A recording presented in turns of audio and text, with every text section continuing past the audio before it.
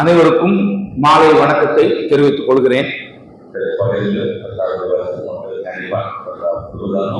பகலிலும் கர்த்தருடைய வார்த்தையை தியானிக்க ஆண்டவர் நமக்கு உதவி செய்தார்.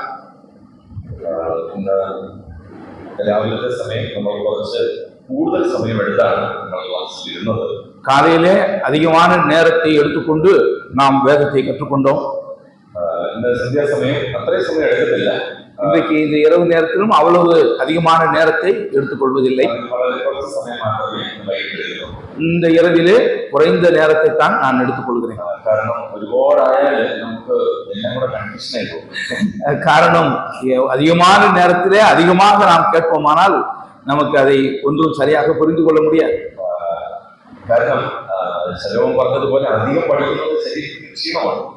சாரவன் சொல்கிறது போல அதிக படிப்பு உடலுக்கு இழைப்பு. അതുകൊണ്ട് നമ്മുടെ കപ്പാസിറ്റിക്ക് അനുസരിച്ച് മാത്രമേ നമ്മൾ കാര്യങ്ങൾ ചെയ്യാനായിട്ട് പാടുള്ളൂ. ஆகவே நம்முடைய அந்த தகுதிக்கு ஏற்ற நிலைமையிலே நாம் காரியங்களை செய்வோம். നമ്മുടെ കർത്താവും തന്റെ ശുശ്രൂഷയോടുള്ള ബന്ധത്തിലൊക്കെ രാവിലെ മുതൽ വൈകുന്നേരം വരെ കണ്ടിന്യൂസ് ആയിട്ട് ജനങ്ങൾക്ക് ദൈവവചനം പറഞ്ഞു കൊടുത്തുകൊണ്ടിരിക്കുകയായിരുന്നു. நம்முடைய ஆண்டவராகிய இயேசு கிறிஸ்துவும் கூட நம்முடைய ஊழியத்திலே அதிகாலை காலையில் இருந்து மாலை வரையிலுமாக ஜனங்களுக்கு அவர் போதனை செய்து கொண்டே இருந்தார். അന്നേരമൊന്നും ഒരു പക്ഷെങ്കിൽ അവർക്കത് അതിന്റെ ആ വലിപ്പം മനസ്സിലായി കാണില്ല. அந்நேரத்திலே அதனுடைய அந்த பெரிய தன்மையை அவர்களாலே புரிந்து கொண்டிருக்க முடியாது. ഒരുവേള കർത്താവ് അവരിൽ നിന്ന് മാറിപ്പോയപ്പോൾ അവർക്ക് ഒരു പക്ഷെങ്കിൽ വളരെ സങ്കടം അതിനോടുള്ള ബന്ധത്തിൽ ഉണ്ടായി കാണും എന്ന് ഞാൻ വിചാരിക്കുകയാണ്. கர்த்தர் அவர்களிடத்திலிருந்து மாற்றப்பட்ட பிற்பாடு அவர்கள் அதை நினைத்து மிகப்பெரிய சங்கடத்துக்குள்ளாக மாறியிருப்பார்கள். ദൈവവചനം ശുശ്രൂഷിക്കുന്ന ദൈവത്തിന്റെ ദാസന്മാർ ദൈവ സഭകളിൽ നമ്മളുടെ മധ്യത്തിൽ ഉള്ളത് അത് വലിയൊരു അനുഗ്രഹം തന്നെയാണ്. தேவனுடைய வார்த்தையை அறிவிக்கிற தேவ ஊழியர்கள் நம்முடைய மத்தியிலே இருப்பது அது மிகப்பெரிய ஆசீர்வாதம் தான். ബൈബിളിൽ കൃപാവരങ്ങൾ രണ്ട് തരത്തിലാണ്.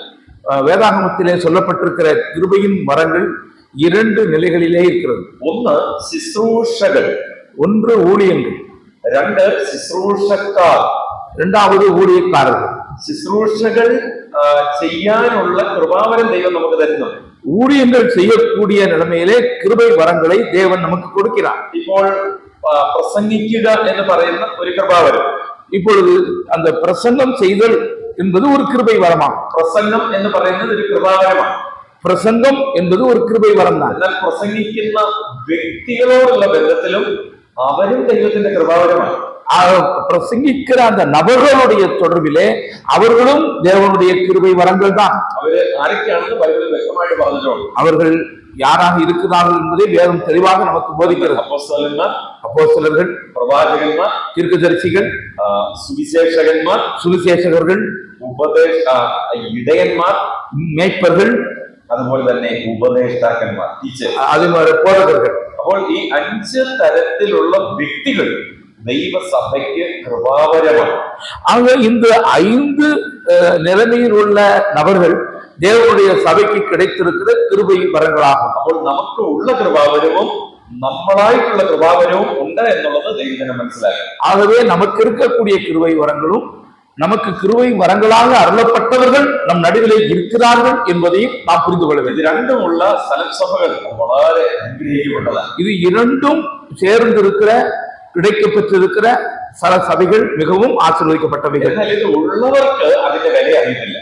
ஆனால் அதை கிடைத்தவர்கள் அதனுடைய மதிப்பை அறிய மாட்டார்கள். அது இல்லாத சபைகளில் அவரோடு ചോദിച്ചാൽ അതിന്റെ വിഷമம் അവർക്ക് മനസ്സിലാകും. ஆனால் அவர்கள் இல்லாத சபைகளிலே நீங்கள் போய் கேட்டீர்களானால் அவர்கள் படுகிற அந்த வேதனையை நாம் அறிந்து கொள்ள முடியும். சாதாரண നമ്മൾ പറയാറുണ്ടല്ലോ கண்ணுள்ளപ്പോൾ கண்ணிന്റെ விலை அறியும்.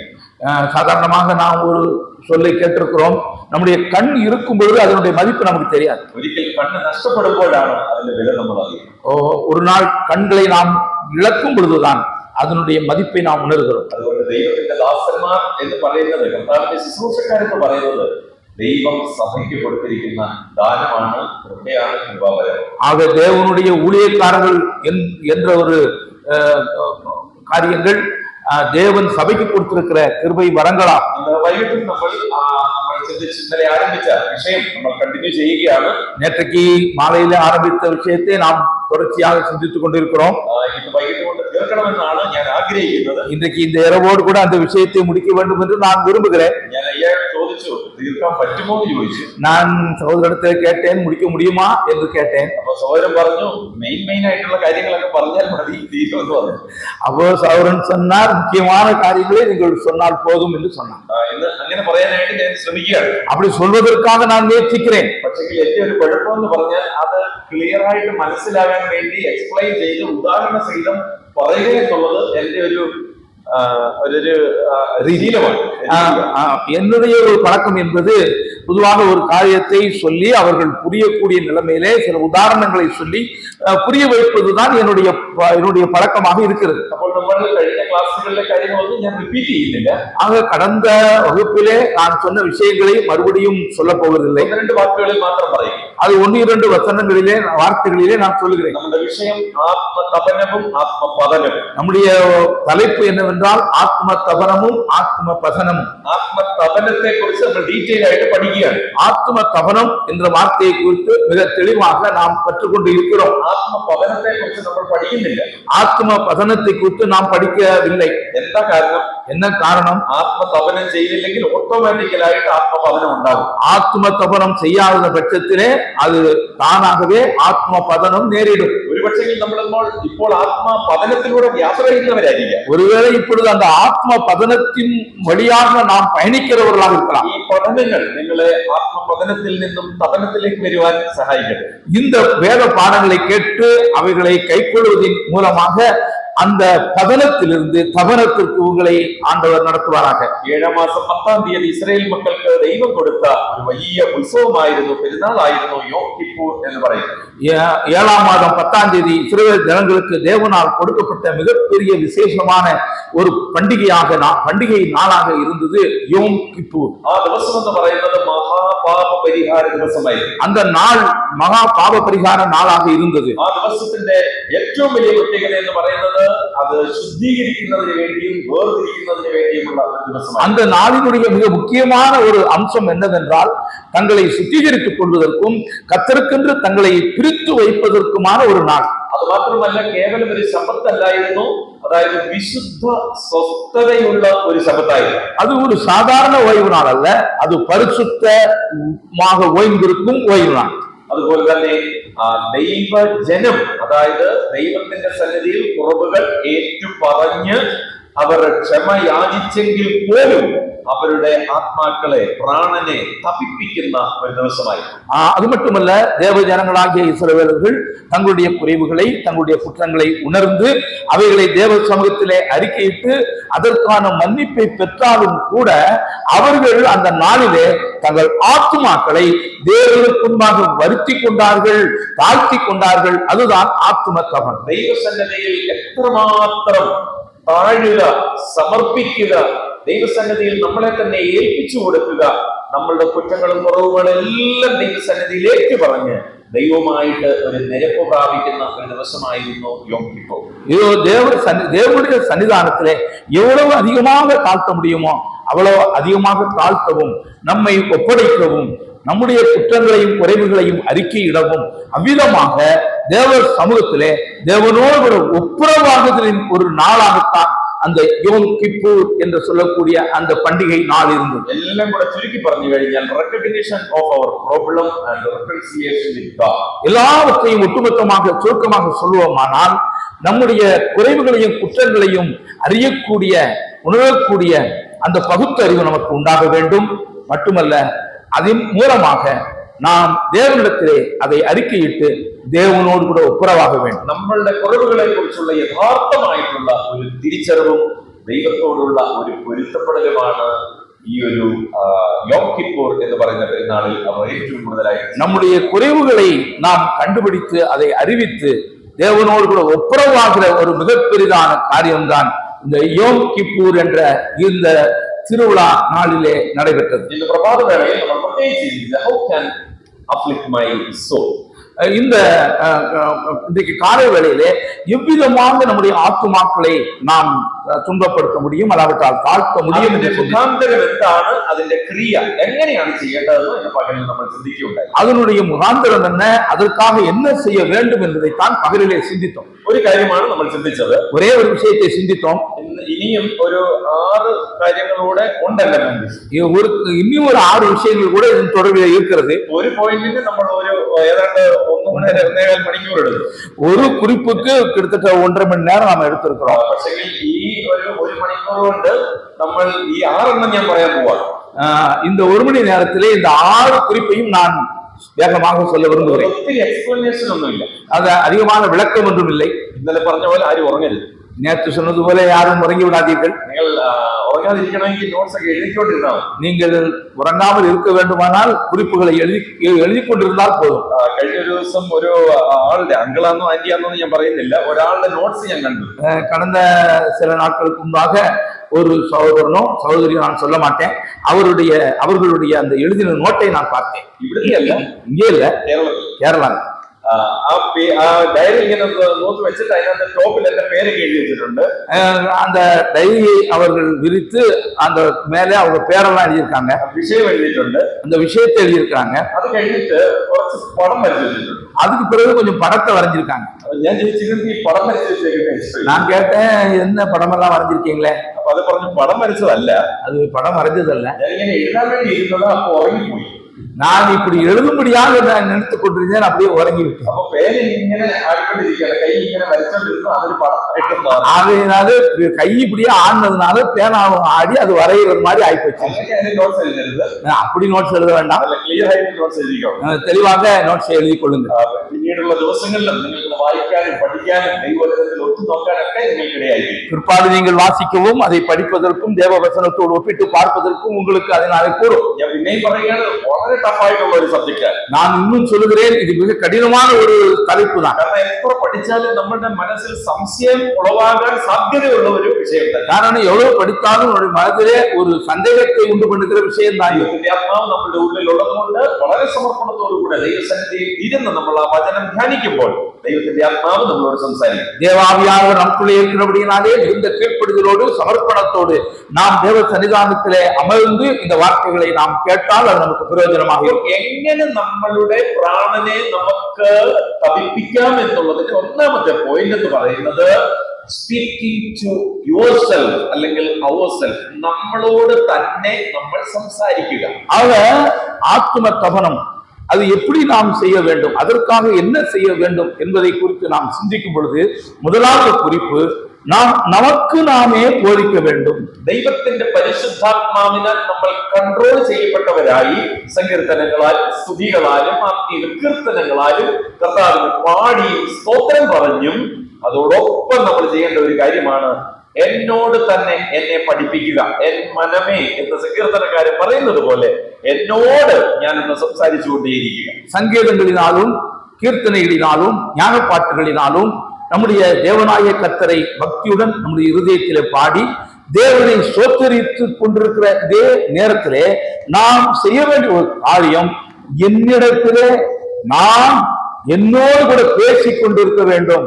എന്നെ ഉത്സാഹിപ്പിക്കേണ്ടത് ഞാനാണ്, என்னை உற்சாகப்படுத்த வேண்டியது நான் தான், എന്നെ സന്തോഷിപ്പിക്കേണ്ടത് ഞാനാണ്, என்னை சந்தோஷப்படுத்த வேண்டியது நான் தான், എന്നെ ധൈര്യപ്പെടുത്തേണ്ടത് ഞാനാണ്, என்னை தைரியப்படுத்த வேண்டியதும் நான் தான். എന്റെ കർത്താവിന്റെ ശുശ്രൂഷയിൽ എനിക്ക് വേണ്ടുന്ന കൃപ ലഭിക്കത്തക്ക നിലയിൽ എന്നോട് സംസാരിക്കേണ്ടത് ഞാനാണ്. இதோ எனக்கு கர்த்தருடைய பணியிலே கிடைக்க வேண்டிய கிருபை கிடைப்பதற்காக நான் செய்ய வேண்டிய வேலையை நான் செய்ய வேண்டும், എന്നോട് கூட செய்ய வேண்டும். നമ്മൾ ദൈവവചനം സംസാരിക്കുന്നതിന് മുമ്പ് തന്നെ ആ ദൈവവചനം ഞാൻ എന്നോട് തന്നെ സംസാരിക്കണം. நாம் தேவனுடைய வசனத்தை பேசுவதற்கு முன்பாகவே அந்த தேவ வசனம் என்னோடு கூட பேசி இருக்க வேண்டும், அல்லாவிட்டால் அந்த வசனத்தை நான் என்னோடு பேச வேண்டும்.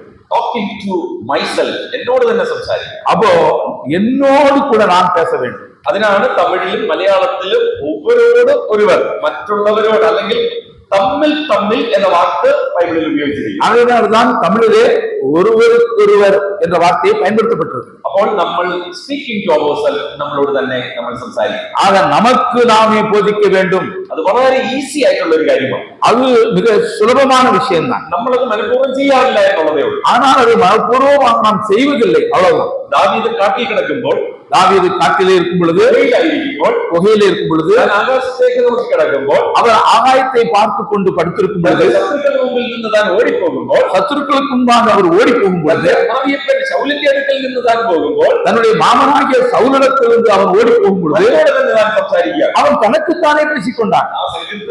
നമ്മൾ ഇന്നും നമ്മൾ പാടിക്കൊണ്ടിരിക്കുന്നു. அந்த சங்கீதங்களை இப்பொழுதும் நாம் பாடிக்கொண்டுதான் இருக்கிறோம். ദാവീദ് പറഞ്ഞത് യഹോവ എന്റെ ഇടയനാകുന്നു. தாவீது சொல்கிறார், கர்த்தர் என் மேய்ப்பராயிருக்கிறார். എന്നോട് തന്നെ പറയുക. அவர் தனக்குத்தானே சொல்கிறார். നമ്മൾ ആക്ച്വലി പറയേണ്ടത് എങ്ങനെയാണെന്ന് അറിയാമോ? ஆனால் நாம் உண்மையாகவே எப்படி சொல்ல வேண்டும்? യഹോവ ദാവീദിന്റെ ഇടയൻ. கர்த்தர் தாவீதினுடைய மேய்ப்பர். നമ്മൾ ആരും ബൈബിൾ വായിക്കുന്ന അങ്ങനെയല്ല. ஆனால் நாம் வேதத்தை அப்படி யாரும் வாசிப்பதில்லை. യഹോവ ദാവീദിന്റെ ഇടയൻ എന്നല്ല. கர்த்தர் தாவீதினுடைய மேய்ப்பர் அல்ல, യഹോവ എന്റെ ഇടയൻ. கர்த்தர் என் மேய்ப்பராயிருக்கிறார்.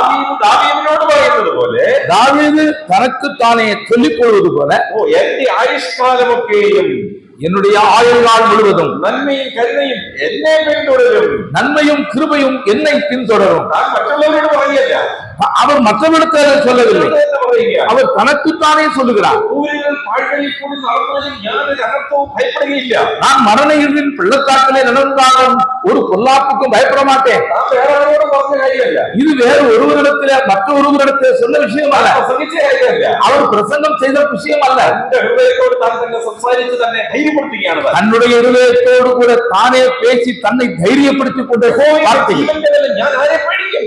கர்த்தர் என் ஜீவனின் பலனானவர், யாருக்கு அஞ்சுவேன்? മനുഷ്യർ എന്നോട് എന്ത് ചെയ്യും? மனிதர்கள் எனக்கு என்ன செய்வார்கள்? യഹോവ എന്റെ ജീവന്റെ വെളിച്ചമാണ്. கர்த்தர் என் ஜீவனின் வெளிச்சமானவர், അതിമൂലത്തെ ഞാൻ അവനെ അന്വേഷിക്കും. ஆகினாலே அந்த உன்னதமான தேவனை நான் நாடுவேன். എല്ലാ വാക്യങ്ങളും താൻ തന്നോട് തന്നെ സംസാരിക്കും. எல்லா வசனங்களையும் தாவீது தனக்குத்தானே சொல்லிக் கொண்டார். താൻ ദൈവസന്നിധിയിൽ തന്നെ തന്നെ ധൈര്യപ്പെടുത്തുക. அவ்விதமாய் தனக்குத்தானே தேவ சன்னிதானத்திலே அவர் தைரியத்தை ஏற்படுத்திக் கொண்டார். സിംഹാസനത്തിൽ ഇരിക്കുവാൻ ദൈവം തന്റെ ദാസനിലൂടെ അഭിഷേകം ചെയ്തു. എങ്കിലും 10ലധികം വർഷങ്ങൾ താൻ കാട്ടിലും വീട്ടിലും ഒക്കെ കഴിയുന്നതായിരുന്നു. அவர் சிம்மாசனத்திலே அமரக்கூடிய நிலைமையிலே தேவனுடைய ஊழியக்காரனாகிய சாமுவேல் மூலமாக அபிஷேகம் செய்யப்பட்ட போதிலும் சுமார் 10 ஆண்டுகளுக்கு மேலாக அவர் அதற்காக காத்திருக்க வேண்டியதாக இருந்தது. തളർന്നു പോകാൻ ഇതിലധികം എന്താ വേണ്ടേ? கடந்து போவதற்கு இதிலும் அதிகமாக என்ன வேண்டும்? അത്രയും വർഷങ്ങൾ ദാവീദ് ചെയ്തത് തന്നെ തന്നെ ധൈര്യപ്പെടുത്തുക. இத்தனை ஆண்டுகளும் தாவீது என்ன செய்து கொண்டிருந்தார்? தனக்குத்தானே தைரியப்படுத்திக் கொண்டிருந்தார். ദൈവാത്മാവ് തന്നോട് സംസാരിക്കുമ്പോൾ താൻ തന്നെ തന്നെ ധൈര്യപ്പെടുത്തുക. தேவாவியானவர் தன்னோடு பேசும் பொழுது அவர் தனக்குத்தானே போதித்துக் கொண்டு தன்னை தைரியப்படுத்தினார். പഴയ നിയമത്തിൽ ദൈവത്തിന്റെ ആത്മാവ് സ്ഥിരമായിട്ട് ഒരു വ്യക്തിയിൽ വസിക്കത്തില്ലായിരുന്നു. பழைய ஏற்பாட்டிலே தேவ ஆவியானவர் நிரந்தரமாக ஒரு நபரிலே வாசம் செய்வதில்லை. എന്നാൽ നമ്മുടെ പ്രത്യേകത എന്നേക്കും നമ്മളോട് കൂടെ ഇരിക്കേണ്ടതിന് നമ്മളോട് കൂടെ ദൈവത്തിന്റെ ആത്മാവ്. ஆனால் நம்முடைய சிறப்பு என்னவென்றால் என்றென்றைக்கும் நம்மோடு கூட இருக்கும்படியாக தேவாவியானவர் நமக்கு கொடுக்கப்பட்டிருக்கிறார். നമ്മൾ ഇനി മുതൽ വിഷാദിച്ചിരിക്കേണ്ട. ஆகவே இனி முதல் நாம் இதற்காக விஷமப்பட்டுக் கொண்டிருக்க வேண்டாம். പറയുന്നവരെ സന്തോഷിപ്പേൻ സന്തോഷിപ്പേൻ എന്ന് ഞാൻ പിന്നെയും പറയുന്നു. அவர் சொல்லுவது போல சந்தோஷமாயிருங்கள் சந்தோஷமாயிருங்கள் என்று மறுபடியும் உங்களுக்கு சொல்லுகிறேன். നമ്മുടെ ജീവിതത്തിൽ അനർത്ഥങ്ങളും കഷ്ടങ്ങളും വേദനയും വേർപാടും കണ്ണുനീരും ദുഃഖവും രോഗവും ഒക്കെ നമ്മുടെ ജീവിതത്തിൽ நம்முடைய வாழ்க்கையிலே கண்ணீரும் வேதனைகளும் துன்பமும் துயரமும் இன்னல்களும் எல்லாம் நமக்கு இருக்கிறது. പ്രിയ അയ്യ കഴിഞ്ഞ ദിവസം എന്നെ കാണിക്കുകയായിരുന്നു. ഒരു ഐസ്ക്രീമിന്റെ ഡപ്പ നിറച്ച് ഗുളിക എന്നെ കാണിക്കുകയായിരുന്നു. கடந்த நாள்ல நம்முடைய சகோதரன் இடத்துல காண்பித்தார். ஒரு ஐஸ்கிரீம் டப்பாவை போல ஒரு டப்பாவிலே நிறைய மாத்திரைகள் இருக்கிறது. പല നേരമായിട്ട് ഞാൻ ഇതുപോലെ ഓരോ ഘട്ട ഗുളിക കഴിച്ചുകൊണ്ടിരിക്കുന്നു. இதே போல ஒவ்வொரு நேரமும் 7-8 மாத்திரைகளை நான் சாப்பிட்டுக் கொண்டிருக்கிறேன். പക്ഷെ ഇവിടെ ഇരിക്കുന്നവരത്രയും കഴിക്കുന്നു എന്ന് എനിക്കറിയില്ല. இங்க இருக்கிறவர்கள் அவ்வளவு தூரம் நீங்க சாப்பிடுவீங்களான்னு தெரியாது. എന്നാലും ഞാൻ കഴിക്കുന്ന ഗുളിക എന്ന് പറഞ്ഞാൽ അതിന്റെ ഡോസ് എന്ന് പറഞ്ഞാൽ ഹൈ ഡോസ് தான். ஆனால் நம்முடைய சகோதரன் எடுத்துக்கொள்கிற மாத்திரைகளோ அது அதிகமான ஒரு பவர் உள்ள வீரியம் உள்ள மாத்திரைகள். அது செடேஷன் மெடிசின் ആണ് ഞാൻ കഴിക്കുന്നത്. அதோ சகோதரன் அங்க சாப்பிடுகிற மாத்திரைகள் அவர்களை நித்திரை கொள்ளத்தக்க நிலைமையில் உள்ள மாத்திரைகள் தான். 9:30 ആ മെഡിസിൻ കഴിച്ചിട്ടാണ് ഞാൻ ഇവിടെ വന്ന് നിന്നത്. 7 മണിക്കൂർ ക്ലാസ് എടുത്തത്. கொடுத்தார். காலையில 9:30 மணிக்கு அந்த மாத்திரையை சாப்பிட்டு வந்தா இங்க 1.5 மணி நேரம் நின்று இருக்கிறேன். ഞാൻ 2007 എടുക്കാൻ തുടങ്ങിയതാണ് മെഡിസിൻ. நான் 2007 இந்த மாத்திரையை எடுக்க ஆரம்பித்தேன். എത്ര വർഷമായി? இத்தனை வருடங்களாக. എന്റെ കർത്താവ് മരുന്നിലും അപ്പുറത്തുള്ള ഒരു കർത്താവ് എന്റെ കർത്താവ്. என் ஆண்டவர் மருந்திற்கும் அப்பாற்பட்டவராக என் ஆண்டவர் எனக்கு செயல்படுகிறார். ഞാൻ വിചാരിക്കും അയ്യോ ഞാൻ ഗുളിക കഴിക്കുന്ന എനിക്ക് വയ്യ, എനിക്ക് പറ്റത്തില്ല, ഞാൻ വരുന്നില്ല എന്ന് പറഞ്ഞാൽ എന്നെ കൊണ്ട് പറ്റില്ലെന്നേ. இதோ நான் மாத்திரை சாப்பிட்டு கொண்டிருக்கிறேன், என்னால முடியாது, என்னால ஒண்ணும் முடியாது என்று சொல்லி நான் அப்படியாக இருந்து கொண்டு இருப்பேன். ஆனால் என்னால ஒண்ணும் செய்ய முடியாதுதான். ഡോക്ടർ പറഞ്ഞ ഒരു വാക്കുണ്ട്. என்னிடத்தில் மருத்துவர் சொன்ன ஒரு வார்த்தை இருக்கிறது. അത് ആഹാരത്തിന്റെ ഒരു ഭാഗമാണെന്ന് വിചാരിച്ച് ആഹാരത്തിന്റെ കൂടാതെ കഴിച്ചാൽ മതി. அது ஆகாரத்தினுடைய ஒரு பகுதிதான் என்று நினைத்து நீங்கள் சாப்பாட்டோட சேர்ந்து அதையும் சாப்பிடுங்க. ഇന്ന് അത്രയും ഗുളിക ഇച്ചിരി വെള്ളം കൂടെ കഴിച്ചു കഴിഞ്ഞാൽ പിന്നെ ഇഡലി കഴിക്കേണ്ട ആവശ്യമില്ല. அவ்வளவு மாத்திரைகளையும் சாப்பிட்டு தண்ணியை குடிச்சா அப்புறம் இட்லி சாப்பிட வேண்டிய அவசியம் இல்லை. 1.5 ലിറ്റർ വെള്ളം വീതം കുടിക്കുക. 1.5 ലിറ്റർ தண்ணி குடிக்கிறோம். പക്ഷെ എന്നാലും കർത്താവിൽ സന്തോഷിക്കാൻ എന്തുകൊണ്ട് നമുക്ക് സാധിക്കുന്നു? ஆனால் கர்த்தருக்குள்ளாக சந்தோஷிப்பதற்கு எதனாலே முடிகிறது? മരിക്കുന്നത് വരെ, ഈ ഭൂമിയിൽ നിന്ന് മാറ്റപ്പെടുന്നത് വരെ നമ്മൾ ദൈവകൃപയോടെ ഈ ഭൂമിയിൽ ജീവിക്കാൻ നമ്മൾ ഇടയായി തീർന്നാൽ അതാണ് ദൈവത്തിന്റെ ഒരു പ്രത്യേകത എന്ന് പറയുന്നത്. அதாவது நாம் கர்த்தருக்குள் மரிக்கிறது வரை, அல்லாவிட்டால் இந்த பூமியிலே வாழும் வரையிலும் தேவ கிருபையை பெற்றவர்களாக நாம் வாழ முடிகிறது. നമ്മൾ നമ്മളോട് സംസാരിച്ചാൽ മാത്രമേ അത് സാധിക്കൂ. நாம் நம்மோடு கூட போதித்தால் மாத்திரமே அது முடியும். മറ്റുള്ളവരോട് സംസാരിക്കാൻ നമ്മൾ വെയിറ്റ് ചെയ്യാൻ പാടില്ല. நாம் மற்றவர்கள் மூலமாக நம்மோடு பேசுவதற்காக நாம் காத்திருக்க அவசியம் இல்லை. അത് നമ്മൾ ചിന്തിച്ചു കഴിഞ്ഞു. அதை நாம் யோசித்தோம். അടുത്ത ഭാഗം നമ്മൾ ചിന്തിച്ചു. നമ്മൾ നമ്മളോട് സംസാരിച്ച് നമ്മളെ തന്നെ ക്ലിയർ ആക്കുന്നില്ലെങ്കിൽ ദൈവം നമ്മളോട് സംസാരിക്കും. நாம் நமக்கு நாமே போதித்து நம்முடைய காரியங்களை நாம் சுத்தம் செய்யாத பட்சத்தில் தேவன் நம்மோடு கூட பேசி சுத்தம் பண்ணுவார். ദൈവം നമ്മളോട് വാക്കുകളിലൂടെ സംസാരിക്കുന്നില്ല. தேவன் நம்மோடு கூட தமது வார்த்தையின் மூலமாக பேச மாட்டார். ദൈവം നമ്മളോട് പ്രവൃത്തിയിലൂടെ സംസാരിക്കും. தேவன் அவருடைய செயல்களின் வாயிலாக நம்மோடு பேசுவார். അത് പല രീതിയിലാണ് സംസാരിക്കുന്നത്. அது பல முறைகளிலே இருக்கும். അതിൽ നമ്മൾ പകലിൽ നമ്മൾ കുറെ കാര്യങ്ങൾ നമ്മൾ ചിന്തിക്കും. அதனோடு தொடர்பிலே பகலிலே அநேக காரியங்களை சிந்தித்தோம். കഷ്ടങ്ങളും രോഗങ്ങളും വേദനകളും പ്രയാസങ്ങളും ദുഃഖങ്ങളും ഒക്കെ നമുക്ക് ദൈവം തന്നേക്കാം. கஷ்டங்களும் துன்பங்களும் வேதனைகளும் வியாதிகளும் எல்லாம் ஆண்டவர் தரக்கூடும். അതെല്ലാം കൂടെ നമ്മളൊന്ന് കണക്കിലെടുത്താൽ அதெல்லாம் கணக்கில் எடுக்காம God will break you. ஏதோ கர்த்தர் உன்னை நொறுக்குகிறார், ദൈവം നമ്മളെ തകർക്കും. தேவன் உன்னை நொறுக்குகிறார். സ്വന്തം പുത്രനെ ദൈവം തകർത്തു കളഞ്ഞുവെങ്കിൽ தேவன் தம்முடைய சொந்த குமாரனை நமக்காக நொறுக்க சித்தம் கொண்டிருப்பாரா? ചോദിച്ചു, പച്ച മരത്തോട് ഇങ്ങനെയാണെങ്കിൽ ഉണങ്ങിയ മരത്തോട് എങ്ങനെയായിരിക്കും? ஆண்டவராய் இயேசு கிறிஸ்து சொன்னார், பச்சை மரத்துக்கு இந்த பாடு என்றால் பட்ட மரத்துக்கு என்ன பாடு என்று சொன்னார். ദൈവം നമ്മളെ തകർക്കും, യാതൊരു സംശയവുമില്ല. தேவன் நம்மை தகர்ப்பார், நொறுக்குவார், எந்த விதமான ஐயமும் இல்லை. ആരെയാ ദൈവം തകർക്കുന്നതെന്ന് അറിയാമോ? யாரை தேவன் அப்படியாக நொறுக்குவார் தெரியுமா? ഒന്നാമത്തെ ഉത്തരം, முதலாவது பதில், ആരെ ദൈവം കൂടുതൽ ഉപയോഗിക്കണമെന്ന് ആഗ്രഹിക്കുന്നോ അവരെ ദൈവം തകർക്കും. யாரை தேவன் இன்னும் அதிகமாக பயன்படுத்த வேண்டும் என்று விரும்புகிறாரோ அவர்களை தேவன் நொறுக்குவார். ദൈവത്തിന് ആരെയാണ് ആവശ്യം? தேவனுக்கு யார் தேவை? അവരെ ദൈവം തകർക്കും. இதோ அவர்களைத்தான் தேவன் நொறுக்குவார். ബാക്കിയുള്ളവർക്കൊന്നും അസുഖം കൊടുക്കുന്നില്ല. மற்றவர்களுக்கு அந்த காரியம் வராது. അതുകൊണ്ട് രോഗം നമുക്ക് വരുമ്പോൾ ചോദിക്കുന്നത്, കർത്താവേ എന്റെ സഭയിൽ വേറെ എത്രയോ പേരുണ്ട്, അവർക്കെന്തായിരിക്കും പ്രശ്നം കൊടുക്കാതെ? இதோ ஒரு வியாதி நம்மை பற்றி கொள்ளும் பொழுது, ஆண்டவரே எங்க சபையில எத்தனையோ பேர் இருக்காங்க, ஆனா எனக்கு மாத்திரம் ஏன் இந்த வியாதி கொடுத்திருக்கீங்க? നമ്മൾ കൂടുതൽ ഫലം കായ്ക്കുന്നതിന് വേണ്ടി ദൈവം നമ്മളെ തകർക്കും, അല്ലെങ്കിൽ നമ്മളെ പ്രൂൺ ചെയ്യും. தேவன் அவர் அதிகமான பலங்களை கொடுக்கத்தக்கதாக தேவன் நம்மை சுத்திகரிப்பார், நம்மை நொறுக்குவார். ഏത് കമ്പാണ് കട്ട് ചെയ്യുന്നതെന്ന് അറിയാമോ? எந்த கம்பை அங்க கட் பண்ணுவார்கள் தெரியுமா? അതിന് കായ്ക്കാത്ത കമ്പിനെ കട്ട് ചെയ്യത്തില്ല, പ്രൂൺ ചെയ്യത്തില്ല. அங்க கனி கொடுக்காத அந்த அந்த கொம்பை அவர்கள் வெட்ட மாட்டார்கள். അതിന് കൊടുക്കുന്ന കമ്പനിയാണ് മുറിച്ചളയും. அங்கே பலன் கொடுத்து கொண்டிருக்கிற அந்த கொம்பை தான் வெட்டுவார்கள். വെട്ടി കളയുകയല്ല, അതിനെ പ്രൂൺ ചെയ്യുകയാണ്. அங்கே வெட்டி அதை கீழே போடுவதல்ல, அதை பதியம் போடுகிறார். എന്ന് പറഞ്ഞാൽ അതിനെ പ്രൂൺ ചെയ്യുക എന്നാണ് അത് പറയുന്നത്. ചെത്തി വെടിപ്പാക്കുക, அதை வெட்டி சுத்தமாக்குகிறார். യോഹന്നാന്റെ സുവിശേഷം 15-ാം അധ്യായം, யோவான் சுவிசேஷம் 15-ாம் அதிகாரம். അധികം ഫലം കായ്ക്കേണ്ടതിന് ഫലമുള്ള കൊമ്പുകളെ ചെത്തി വെടിപ്പാക്കും. அங்கே மிகுதியான பலன்களை கொடுக்கத்தக்கதாக ஏற்கனவே பலன் கொடுக்கிற அந்த கொடிகளை அவர் வெட்டி சுத்தம் பண்ணுகிறார். നമ്മള് ഒരു കമ്പ് വെട്ടിക്കളയാനുള്ളതാണെങ്കിൽ യാതൊരു കൺട്രോളും ഇല്ലാതെ നമ്മളത് വെട്ടിക്കളയും. நாம் ஒரு கொடியை வெட்டி போட வேண்டும் என்று சொன்னால், அதை தூர எரிய வேண்டுமானால் கண்ணை மூடிக்கிட்டு வெட்டலாம். എന്നാൽ പ്രൂൺ ചെയ്യുമ്പോൾ, ചെത്തിവെടിപ്പാക്കുമ്പോൾ, ஆனால் அதை வெட்டி அதை சரிபடுத்தும் பொழுது ഒരു കാരണവശാലും ഈ കമ്പ് ഉണങ്ങിപ്പോകാൻ പാടില്ല. ஒரு காரணத்தாலும் இந்த கொடியானது உலர்ந்து போகக்கூடாது. നിലവിൽ ഉള്ളതിന് ഒരു ക്ഷയം സംഭവിക്കാൻ പാടില്ല. அங்கே ஏற்கனவே இருக்கக்கூடிய ஒரு விஷயத்துக்கு எந்த விதமான மாற்றமும் நேரக்கூடாது. ആ തണ്ട് ചതഞ്ഞു പോകാൻ പാടില്ല. அந்த கொடியானது ஒருபோதும் சேதமடையக்கூடாது. എത്ര കെയർഫുൾ ആയിട്ടാണെന്ന് അറിയാമോ ദൈവം നമ്മളെ ചെത്തിവെടിപ്പാക്കുന്നത്? எவ்வளவு ஜாக்கிரதையோடு கூட தேவன் நம்மை வெற்றி சுத்தம் பண்ணுகிறார். Sometimes it may painful sharpening. அது ஒருவேளை சில நேரங்களிலே அதிகமான வலியை உண்டாக்கக்கூடிய ஒரு காரியமா இருக்கலாம். വളരെ വേദനാജനകമായിരിക്കാം. ஒருவேளை அதிகமான வேதனை நமக்கு வரலாம்.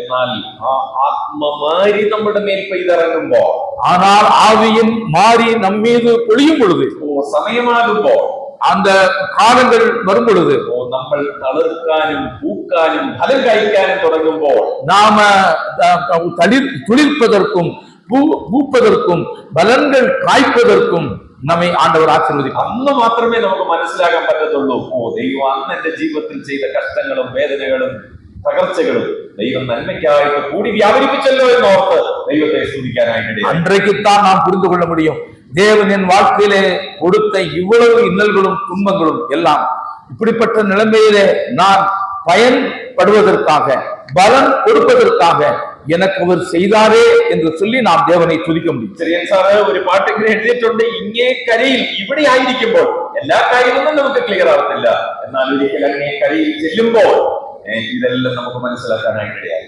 இந்த செரியனையா ஒரு பாடல் இப்படி எழுதியிருக்கிறார், இந்த கரையிலே நான் இருக்கும் பொழுது எனக்கு ஒன்றும் புரிந்து கொள்ள முடியாது, ஆனால் அக்கறைக்கு நான் போகும் பொழுது எல்லாவற்றையும் நான் புரிந்து கொள்வேன். അപ്പോൾ രണ്ടാമത്തെ പോയിന്റിലേക്ക് നമ്മൾ വരികയാണ്. அப்ப இரண்டாவது குறிப்புக்குள்ளே வருகிறோம். രണ്ടാമത്തെ പോയിന്റ് എന്ന് പറയുന്നത്, இரண்டாவது குறிப்பு, if we are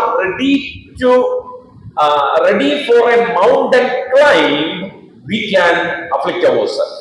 நாம ஒரு மலையிலே ஏற முயற்சிப்போமானால் அது നമ്മை நாமே வருத்திக் கொள்வதாம். അതായത് ഒരു പർവ്വത ആരോഹണത്തിന് വേണ്ടി, ആത്മീക പർവ്വതാരോഹണത്തിന് വേണ്ടി നമ്മൾ തയ്യാറാണെങ്കിൽ നമുക്ക് ഈ ശുശ്രൂഷ ചെയ്യാനായിട്ട് പറ്റും. ஆவிக்குரிய அந்த மலை ஏற்றத்திற்கு நாம் தயாராக இருப்போமானால் இந்த ஊழியத்தை நம்மாலே செய்ய முடியும். നമ്മൾ ഈ പള്ളത്താക്കിൽ താഴ്വരയിൽ മാത്രം ഇരുന്നാൽ പോരാ, நாம இந்த பள்ளத்தாக்கிலே இருந்தால் மட்டும் போதாது, നമ്മളൊരു പർവ്വത ആരോഹണത്തിന് തയ്യാറായിരിക്കണം. நாம் ஒரு மலை மீது ஏறுவதற்கு தயாராக வேண்டும். ഒരു ആത്മീക പർവ്വതാരോഹണം, ஒரு ஆவிக்குரிய மலை ஏற்றம். അതായത് ആത്മീകമായിട്ട് നമ്മൾ ഔന്നത്യത്തിലേക്ക് ഉയരണം.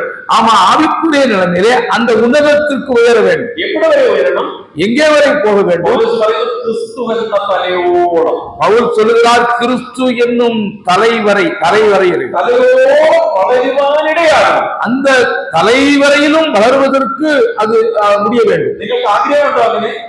உங்களுக்கு அப்படி விருப்பம் இருக்கிறதா? എല്ലാം രക്ഷിക്കപ്പെട്ടവരാ, நாம் எல்லாம் ரட்சிக்கப்பட்டவர்கள், എല്ലാം വീണ്ടും ജനിച്ചവരാ, நாம் மறுபடியும் பிறந்தவர்கள். ഒരിക്കൽ സുവിശേഷം കേൾക്കാൻ നമുക്ക് ഇടയായി തീർന്നു. நாம் ஒரு நாள் சுவிசேஷத்தை கேட்டோம், കർത്താവിന്റെ കൽപ്പനയാകുന്ന സ്നാനം നമുക്ക് സ്വീകരിക്കാൻ ഇടയായി തീർന്നു. கர்த்தருடைய கட்டளையாயிருக்கிற ஞானஸ்நானத்தை பெற்றுக்கொண்டோம். നമുക്ക് നല്ലൊരു സ്ഥലം ദൈവം തന്നു. நமக்கு ஒரு நல்ல சரசபையை கர்த்தர் ഈ கொடுத்திருக்கிறார். ഭൂമിയിൽ ജീവിക്കാൻ ആവശ്യമായിട്ടുള്ളതെല്ലാം കർത്താവ് നമുക്ക് നൽകി. இந்த பூமியிலே நாம் வாழ்வதற்குரிய எல்லாவற்றையும் தேவன் கொடுத்திருக்கிறார். നമ്മൾ മറന്നുപോയ ഒരു കാര്യമുണ്ട്. ஆனால் நாம் மறந்துவிட்ட ஒரு விஷயம் இருக்கிறது. ആത്മീകമായിട്ട് ക്രിസ്തുവെന്ന തലയോളം വളരണമെന്നുള്ള ആത്മീയ സത്യം നമ്മൾ മറന്നുപോയി. ஆவிக்குரிய நிலைமையிலே கிறிஸ்து என்னும் தலையை பற்றி கொண்டு அந்த தலை வரையிலுமாக நாம் வளர வேண்டும் என்ற சத்தியத்தை மறந்திருக்கிறோம். നമ്മൾ പല നിലകളിലും വളർന്നു. நாம் வேறு பல நிலைமைகளிலே வளர்ந்திருக்கிறோம். നമ്മൾ വളരേണ്ട രീതിയിൽ നമ്മൾ വളർന്നില്ല. ஆனால் நாம் வளர வேண்டிய முறையிலே வளரவில்லை. നമ്മളിൽ നിന്നും ആഗ്രഹിച്ച വളർച്ച നമുക്കുണ്ടോ എന്നുള്ളതാണ്. கர்த்தர் நம்மை குறித்து எவ்வளவு எப்படி வளர வேண்டும் என்று விரும்புகிறாரோ அப்படி நாம் வளரவில்லை என்பதுதான். ഒന്ന് എന്റെ വ്യക്തി ജീവിതം, ஒன்னாவது என்னுடைய தனிப்பட்ட வாழ்க்கை, രണ്ട് നമ്മുടെ സഭ, இரண்டாவது நம்முடைய சபை. ഞാൻ വളർന്നെങ്കിൽ മാത്രമേ, ആത്മീകമായിട്ട് ഞാൻ ഔന്നത്യത്തിലേക്ക് എത്തിയെങ്കിൽ മാത്രമേ ഞാൻ ഉൾപ്പെട്ടു നിൽക്കുന്ന സഭ വളരാനായിട്ട് സാധിക്കൂ. நான் தனிப்பட்ட முறையில வந்தால்தான் நான் ஐக்கியப்பட்டுக் கொண்டிருக்கிற இந்த சபை வளர முடியும். ഞാൻ ചോദിക്കട്ടെ, നമ്മുടെ രാജപാലൻ സഭ ഇത് വളർച്ചയുള്ള സഭയാണോ? நான் கேட்கிறேன், இந்த ராஜபாளையம் சபை வளர்ச்சி உள்ள சபையா? എനിക്കറിയത്തില്ല, எனக்கு தெரியாது. നിങ്ങളോട് തന്നെ ഒന്ന് ശോധന ചെയ്യുക.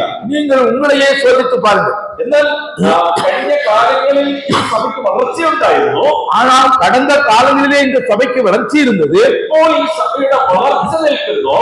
எப்பொழுது இந்த சபையினுடைய வளர்ச்சி நின்று போகிறதோ കാരണം എന്ന് പറയുന്നത്, அதனுடைய காரணம் என்னவென்றால் സഭയ്ക്കുള്ളിൽ ഉള്ളവർക്ക് വളർച്ചയില്ല എന്നുള്ളതാണ്. தேவ சபையிலே உள்ளவர்களுக்கு வளர்ச்சி இல்லை என்பதுதான். അതുകൊണ്ട് ദൈവദാസന്മാർ വളരെ ശ്രദ്ധിക്കേണ്ട ഒരു കാര്യം ഇതാണ്. ஆகவே தேவனுடைய ஊழியர்கள் அதிக கவனத்தோடு இருக்க வேண்டிய காரியம் இதுதான். കർത്താവിന്റെ ശുശ്രൂഷകന്മാർ ശ്രദ്ധിക്കണം. கர்த்தருடைய ஊழியர்கள் கவனிக்க வேண்டும். സഭയിലെ വിശ്വാസികൾക്ക് ആത്മീയമായിട്ടുള്ള വളർച്ചയുണ്ടോ? சபையிலே விசுவாசிகளுக்கு ஆவிக்குரிய வளர்ச்சி ஏற்படுகின்றதா? അവർ ആത്മീയമായിട്ട് എത്രത്തോളം ഉയരുന്നുണ്ട്? அவர்கள் ஆவிக்குரிய நிலைமையிலே எவ்வளவு உயர்கிறார்கள்? നമ്മൾ വിചാരിക്കും, എനിക്ക് നല്ലൊരു സഭയുണ്ട്, ஆம நினைப்போம், எனக்கு ஒரு நல்ல சபை இருக்கிறது, എന്റെ കാര്യങ്ങളെല്ലാം നടക്കണം, என்னுடைய காரியங்கள்லாம் நடக்கணும், എന്റെ കുഞ്ഞുങ്ങളുടെ എക്സാമിന് സഭയിൽ വന്ന് പ്രാർത്ഥിക്കണം, என்னுடைய பிள்ளைகளுடைய அந்த தேர்வு நேரத்திலே சபையில் உள்ளவர்களோடு ஜெபிக்கணும், ഞാൻ ജോലി ഇല്ലാത്തപ്പോൾ സഭയിൽ സാക്ഷ്യം പറയും, സഭ പ്രാർത്ഥിക്കണം, ജോലി കിട്ടും, எனக்கு வேலை இல்லாத பொழுது சபையிலே சாட்சி சொல்லுவேன், சபையார் ஜெபிக்கணும், எனக்கு வேலை கிடைக்கும், നമ്മുടെ കല്യാണമൊക്കെ നടത്താൻ നമുക്കൊരു സഭ വേണം, நம்ம கல்யாணம் பிள்ளைகளுக்கு கல்யாணம் நடத்துறதுக்கு சபை வேணும், ഇങ്ങനെ കൊണ്ട് പോയി ഏറ്റവും കൂടുതൽ ഞാൻ മരിക്കുമ്പോൾ ഒരു ശുശ്രൂഷയൊക്കെ നടത്തി എന്നെ കൊണ്ട് സംസ്കരിക്കണം. இப்படியாக தொடர்ந்து கொண்டு போய் கடைசியா முடிவா நான் ஒரு நாள் மரிக்கும் போது என்னுடைய பூத உடலை அடக்கம் பண்றதுக்கு ஒரு சபை வேணும். ഇതാണോ സഭ?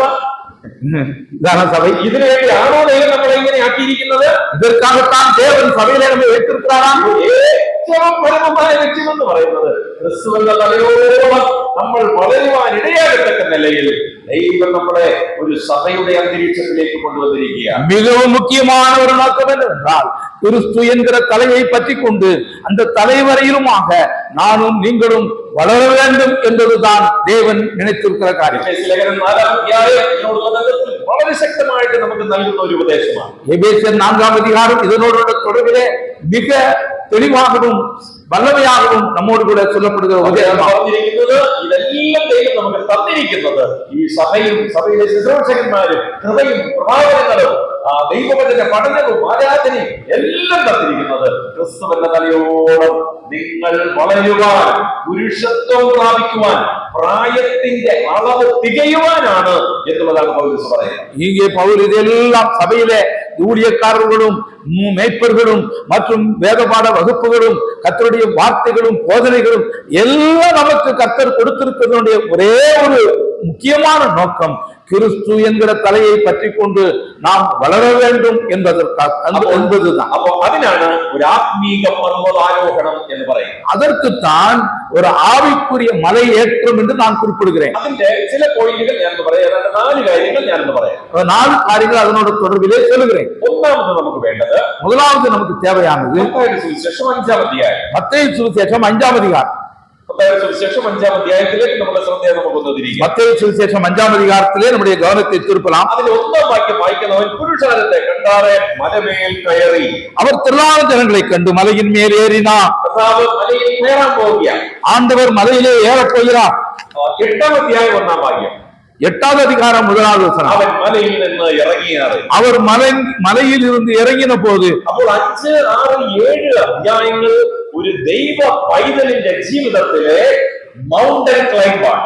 அப்போ 5, 6, 7 அதிகாரங்கள் ஒரு தேவ பிள்ளையினுடைய வாழ்க்கையிலே மலையேற்றமாகும். അപ്പൊ ഈ 5, 6, 7 അധ്യായങ്ങൾ നിങ്ങൾ ആവർത്തിച്ച് വായിക്കുക, ധ്യാനിക്കുക.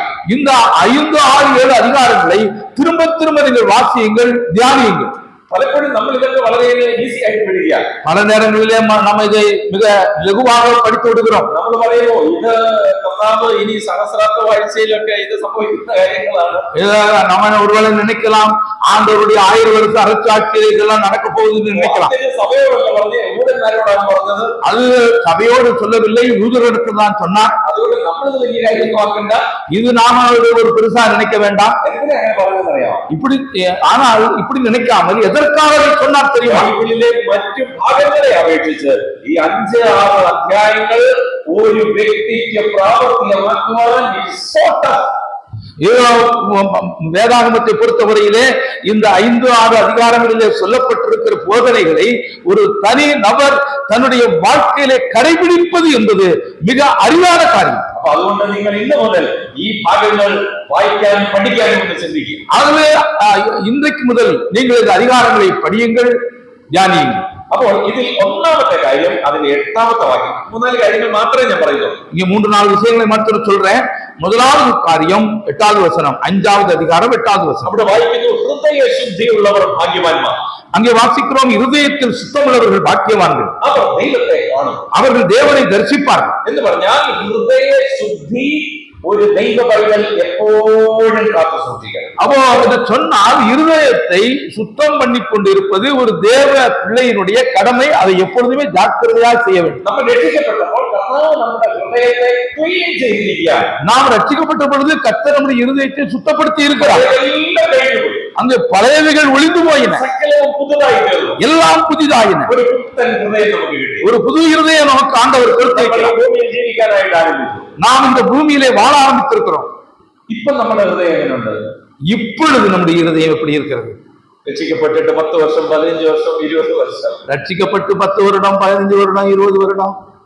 രക്ഷിക്കപ്പെട്ടപ്പോൾ കർത്താവ് നമ്മുടെ ഹൃദയം ക്ലീൻ ചെയ്ത് പ്യൂറാക്കി തന്നതുപോലെ ഇപ്പോഴും നമ്മുടെ ഹൃദയം ഇരിപ്പുണ്ടോ? நாம் ரட்சிக்கப்பட்ட பொழுது ஆண்டவர் நம்முடைய இருதயத்தை சுத்தம் செய்து நமக்கு கொடுத்தது போல, அந்த சுத்த இருதயத்தை கொடுத்தது போல இப்பொழுது இருக்கிறதா? നമ്മുടെ കർത്താവിന്റെ കയ്യിലുള്ള സ്കാനിങ് മെഷീൻ എന്ന് പറയുന്നത്, நம்முடைய ஆண்டவர் கையில் இருக்கக்கூடிய அந்த ஸ்கேனிங் மிஷின், நல்ல ஸ்கேனிங் மெஷின்ஸ் ആണ്. இன்னைக்கு எல்லா இடத்துலயும் ஸ்கேன் பண்ற மிஷின் இருக்கு. സകലവും നഗ്നവും മലർന്നതുമായി കിടക്കുന്ന ഹൃദയത്തിന്റെ ആന്തര ഇന്ദ്രിയങ്ങളെ ശോധന ചെയ്യുന്ന ആ കർത്താവിന്റെ സ്കാനിങ് മെഷീനിലൂടെ നമ്മുടെ ഹൃദയത്തെ ഒന്ന് കടത്തിവിട്ടേ. சகலமும் அவருக்கு முன்பாக நிர்வாணமும் வெளியரங்குமாயிருக்கிறது. நம்முடைய உள்ளிந்திரியங்களை எல்லாம் ஆராய்ந்து அறிந்திருக்கிற கர்த்தருடைய கரங்களிலே இருக்கக்கூடிய அந்த ஸ்கேனிங் மிஷினிலே நம்முடைய இருதயத்தை ஒன்று உள்ளே அனுப்பலாம். நம்முடைய ഹൃദയത്തിന്റെ ചിന്തകളും വിചിന്തനങ്ങളും നിലവുകളും ഭാവങ്ങളും വിചാരങ്ങളും ഒക്കെ നമ്മളൊന്ന് ചിന്തിച്ചേ. நம்முடைய இருதயத்திலே என்னவெல்லாம் சிந்தனைகளும் பலவிதமான விசாரங்களும் கவலைகளும் இன்னும் பலவிதமான கெட்ட சிந்தனைகளும் இது எல்லாம் எவ்வளவு நிறைந்திருக்கிறது என்பதை கொஞ்சம் யோசியுங்கள். ആ ഹൃദയത്തെ നമ്മളൊന്ന് സൂക്ഷ്മമായിട്ട് സ്കാൻ ചെയ്യുന്നതിന് പറയുന്ന പേരാണ് ആത്മതപനം. அந்த இருதயத்தை மிகவும் நுட்பமாக அதை ஸ்கேன் பண்ணுவதற்கு பெயர் தான் ஆத்ம தபனம். എന്റെ ഹൃദയത്തിനകത്തുള്ളത് ഈ ബ്രദറിന് അറിയത്തില്ല. என் இருதயத்தில் உள்ளே இருக்கிறது சகோதரனுக்கு தெரியாது. എന്റെ ഹൃദയത്തിലെ കാര്യങ്ങൾ എനിക്കും അറിയത്തില്ല. சகோதரனுடைய இருதயத்தில் இருக்கிறது எனக்கு தெரியாது. എന്റെ ഹൃദയത്തിലുള്ളത് എനിക്കറിയാം. ஆனால் என் இருதயத்திலே இருக்கிறது எனக்கு தெரியும். പക്ഷെ എന്റെ ഹൃദയത്തിലുള്ളത് എല്ലാം എനിക്കറിയാം. ஆனால் என் இருதயத்தில் இருக்கிறது எல்லாம் எனக்கு தெரியுமா? എല്ലാ കാര്യങ്ങളും നമ്മൾ മറന്നിരിപ്പുണ്ടെന്ന് അറിയാം. ஐயோ, எத்தனையோ காரியங்கள் மறைந்திருக்கிறது தெரியுமா? ദാവീദ് പറയുന്നു, നിങ്ങളുടെ കിടക്കമേൽ ധ്യാനിച്ച് മൗനമായി ഇരിപ്പീൻ. தாவீது சொல்லுகிறார், உங்கள் படுக்கையிலே அமைதியாயிருந்து தியானித்துக் கொண்டு நீங்கள் மௌனமாக இருங்கள். എന്തിനാണെന്നറിയാമോ? எதுக்காக தெரியுமா? നമ്മുടെ ഹൃദയത്തിലെ കാര്യങ്ങൾ ഓരോന്ന് പകരത്തെ ഓരോ കാര്യങ്ങളും ഒന്ന് റീകളക്ട് ചെയ്ത് താഴെടുക്കുകയാണ്. இதோ நம்முடைய இருதயத்திலே பகலிலே நாம் செய்த காரியங்கள், சிந்தித்த காரியங்கள் எல்லாவற்றையும் நாம் மீண்டுமாக அதை நாம் நினைவுபடுத்திக் கொண்டிருக்கிறோம். ഇത് പഴയ നിയമത്തിലെ ദാവീദ് പറയുന്ന ചില കാര്യങ്ങളുണ്ടല്ലോ, பழைய ஏற்பாட்டிலே தாவீது சொல்லக்கூடிய சில விஷயங்கள் இருக்கிறது அல்லவா? ഇതിനോടുള്ള ബന്ധത്തിൽ ഈ ആത്മതപനത്തോടുള്ള ബന്ധത്തിൽ 51-ാം സങ്കീർത്തനം വളരെ ഇമ്പോർട്ടന്റ് ആണ്. இந்த ஆத்ம தபனத்தோடு தொடர்பிலே 51-ாம் சங்கீதம் மிக முக்கியமானது. എന്നാൽ 51-ാം സങ്കീർത്തനം നമ്മൾ ചിന്തിക്കുമ്പോൾ പുതിയ നിയമ ഭക്തന്മാരായിരിക്കുന്ന നമ്മളുടെ കാര്യം എത്രമാത്രം ഉന്നതമാണെന്നുള്ളത് നമ്മൾ ചിന്തിക്കുക. அந்த 51-ாம் சங்கீதத்தை சிந்திக்கும் பொழுது புதிய ஏற்பாட்டு விசுவாசிகளாகிய நம்மை பொறுத்தவரையிலே நாம் எவ்வளவு சிறப்பானவர்கள் என்பதை நாம் அறிய முடிகிறது. അപ്പോൾ ഇവിടെ കർത്താവ് പറയുന്നു, ഹൃദയ ശുദ്ധിയുള്ളവർ ഭാഗ്യവാന്മാർ. ஆண்டவர் சொல்கிறார், இருதயத்தில் சுத்தம் உள்ளவர்கள் பாக்கியவான்கள். ഹൃദയത്തെ ക്ലീൻ ചെയ്യുക, இருதயத்தை சுத்தம் பண்ணுதல். എനിക്കറിയാം തമിഴ്നാട്ടില് ഏത് ഉത്സവമാണെന്ന് അറിയത്തില്ല, ഒരു ഉത്സവം വരുമ്പോൾ தமிழ்நாட்டிலே ஒரு பண்டிகை வரும் பொழுது പഴയ പാത്രങ്ങളെല്ലാം എടുത്ത് കളയും. பழைய பாத்திரத்தை எல்லாம் வெளியே போடுவாங்க, പുതിയ പാത്രമെല്ലാം വരും. புதிய பாத்திரம். ഇനി കളയാൻ പറ്റാത്തതെല്ലാം നന്നായിട്ട് വരച്ച് കഴുകി പുതിയത് പോലാക്കും. அங்க வெளியே எரிந்து விட முடியாத காரியத்தை எல்லாம் நல்லா கழுவி சுத்தம் பண்ணுவாங்க. ഏതാണ് தைப்பொங்கல், போகி, தைப்பொங்கல். കേരളത്തിൽ അങ്ങനെ ഉത്സവമൊന്നുമില്ല. കേരളാവിൽ അത് പண்டிகை இல்லை. ഇത് നമ്മുടെ ഹൃദയത്തോടുള്ള ബന്ധത്തിൽ ചെയ്യട്ടെ. இது நம்முடைய இருதயத்தோடுள்ள தொடர்பிலே நாம் செய்யலாமே. ഈ യോം കിപ്പൂർ എന്ന് പറയുന്നത് ഹൃദയത്തിന്റെ ശുദ്ധീകരിക്കുന്ന ഒരു ദിവസം. இந்த யோம் கிப்பூர் என்று அழைக்கப்படுகிற இந்த திருவிழா நாள் இருதயத்தை சுத்தம் பண்ணுகிற ஒரு நாள். എന്നാൽ പുതിയ നിയമത്തിൽ ദൈവ മക്കളോടുള്ള ബന്ധത്തിൽ എപ്പോഴും നമ്മുടെ ഹൃദയത്തെ ശുദ്ധീകരിക്കണം. ஆனால் புதிய ஏற்பாட்டை பொறுத்தவரையிலே, தேவனுடைய பிள்ளைகளாகிய நம்மை பொறுத்தவரையிலே நம்முடைய இருதயத்தை நாம் எப்பொழுதுமே சுத்தம் பண்ணி கொண்டிருக்கிறோம். ഹൃദയം അശുദ്ധമാകുമോ? நம்முடைய இருதயம் அசுத்தம் ஆகுமா? ആത്മാവ് അശുദ്ധമാകുമോ? நம்முடைய ஆத்மா அசுத்தம் ஆகுமா? പൗലോസ് പറയുന്നത് എന്താണെന്ന് അറിയാമോ? பவுல் என்ன சொன்னார் தெரியுமா? നിങ്ങളുടെ ആത്മാവിലെയും ജഡത്തിലെയും സകല കന്മഷവും നീക്കണം. உங்களுடைய ஆத்மாவிலும் சரீரத்திலும் உள்ள எல்லா அசுசியும் நீக்கப்பட வேண்டும். അത് നീക്കിയേ പറ്റൂ. அதை நீக்கினால் தான் முடியும். അത് നീക്കാൻ എന്നെ കൊണ്ടേ പറ്റൂ. அதை நீக்க வேண்டுமானால் அது என்னால் தான் முடியும். Speak to yourself. நீங்கள் உங்களுக்கு நீங்களே பேசிக் கொள்ளுங்கள். നിന്നോട് തന്നെ സംസാരിക്കുക. நீங்கள் உங்களுக்குத்தானே போதித்துக் கொள்ளுங்கள். നിന്നെ തന്നെ ഒന്ന് ശോധന ചെയ്യുക. நீ உன்னையே சோதனை செய்து கொள். ദാവീദ് തന്നെ തന്നെ ശോധന ചെയ്ത് കഴിഞ്ഞിട്ട് പറയുകയാണ്, നീ എന്നെ ഒന്ന് ശോധന ചെയ്യും. தாவீது தன்னைத்தானே சோதித்து பிற்பாடு சொல்றாரு, கர்த்தாவே நீர் என்னை சோதித்து அறிந்து கொள்ளும். എന്നെ ഞാൻ ശോധന ചെയ്ത് ഞാൻ അറിഞ്ഞു. என்னை சோதித்து நான் அறிந்து கொண்டேன். പക്ഷെ എന്തെങ്കിലും ഉണ്ടോ എന്നുള്ളത് നീയോട് എന്നെ ഒന്ന് ശോധന ചെയ്തേ. ஆனால் இன்னும் ஏதாவது குறை இருக்கிறதா என்பதை கர்த்தாவே நீர் என்னை சோதித்து அறிந்து கொள்ளும். ഞാൻ ശോധന ചെയ്യുന്നതാണോ നല്ലത്, ദൈവം നമ്മളെ ശോധന ചെയ്യുന്നതാണ്? அப்ப நான் ஒரு கேள்வி கேட்கிறேன், நாம் நம்மை நாமே சோதிப்பது நல்லதா, தேவன் நம்மை சோதிப்பது நல்லதா? എനിക്ക് എന്നെ തന്നെ ശോധന ചെയ്യാൻ വളരെ ഈസിയാണ്. எனக்கு என்னையே நான் சோதித்துக் கொள்வது என்பது மிக எளிதான காரியம்தான். അത് വളരെ ലളിതമായിട്ട് എനിക്ക് ചെയ്യാം. அதை மிக எளிமையாக செய்ய முடியும். പക്ഷേ ദൈവം ശോധന ചെയ്യുന്നത് എങ്ങനെയാണെന്ന് അറിയാമോ? ஆனால் தேவன் நம்மை எப்படி சோதனை செய்கிறார் தெரியுமா? എങ്ങനെയാണെന്ന് അറിയാമോ? எப்படி தெரியுமா? It is not a soft process. அது ஒரு மிருதுவான செயல் அல்ல. That is not a simple process. அது ஒரு ஒரு ஒரு ஒரு ஒரு எளிய ஒரு காரியம் அல்ல. നമ്മൾ തെറ്റ് ചെയ്താൽ എനിക്ക് എന്നെ തന്നെ കഴുകാൻ പറ്റും. நான் தவறு செய்தால் நான் என்னையே சுத்தம் பண்ண முடியும். പുതിയ നിയമത്തിൽ നമുക്കത് ചെയ്യാൻ പറ്റും.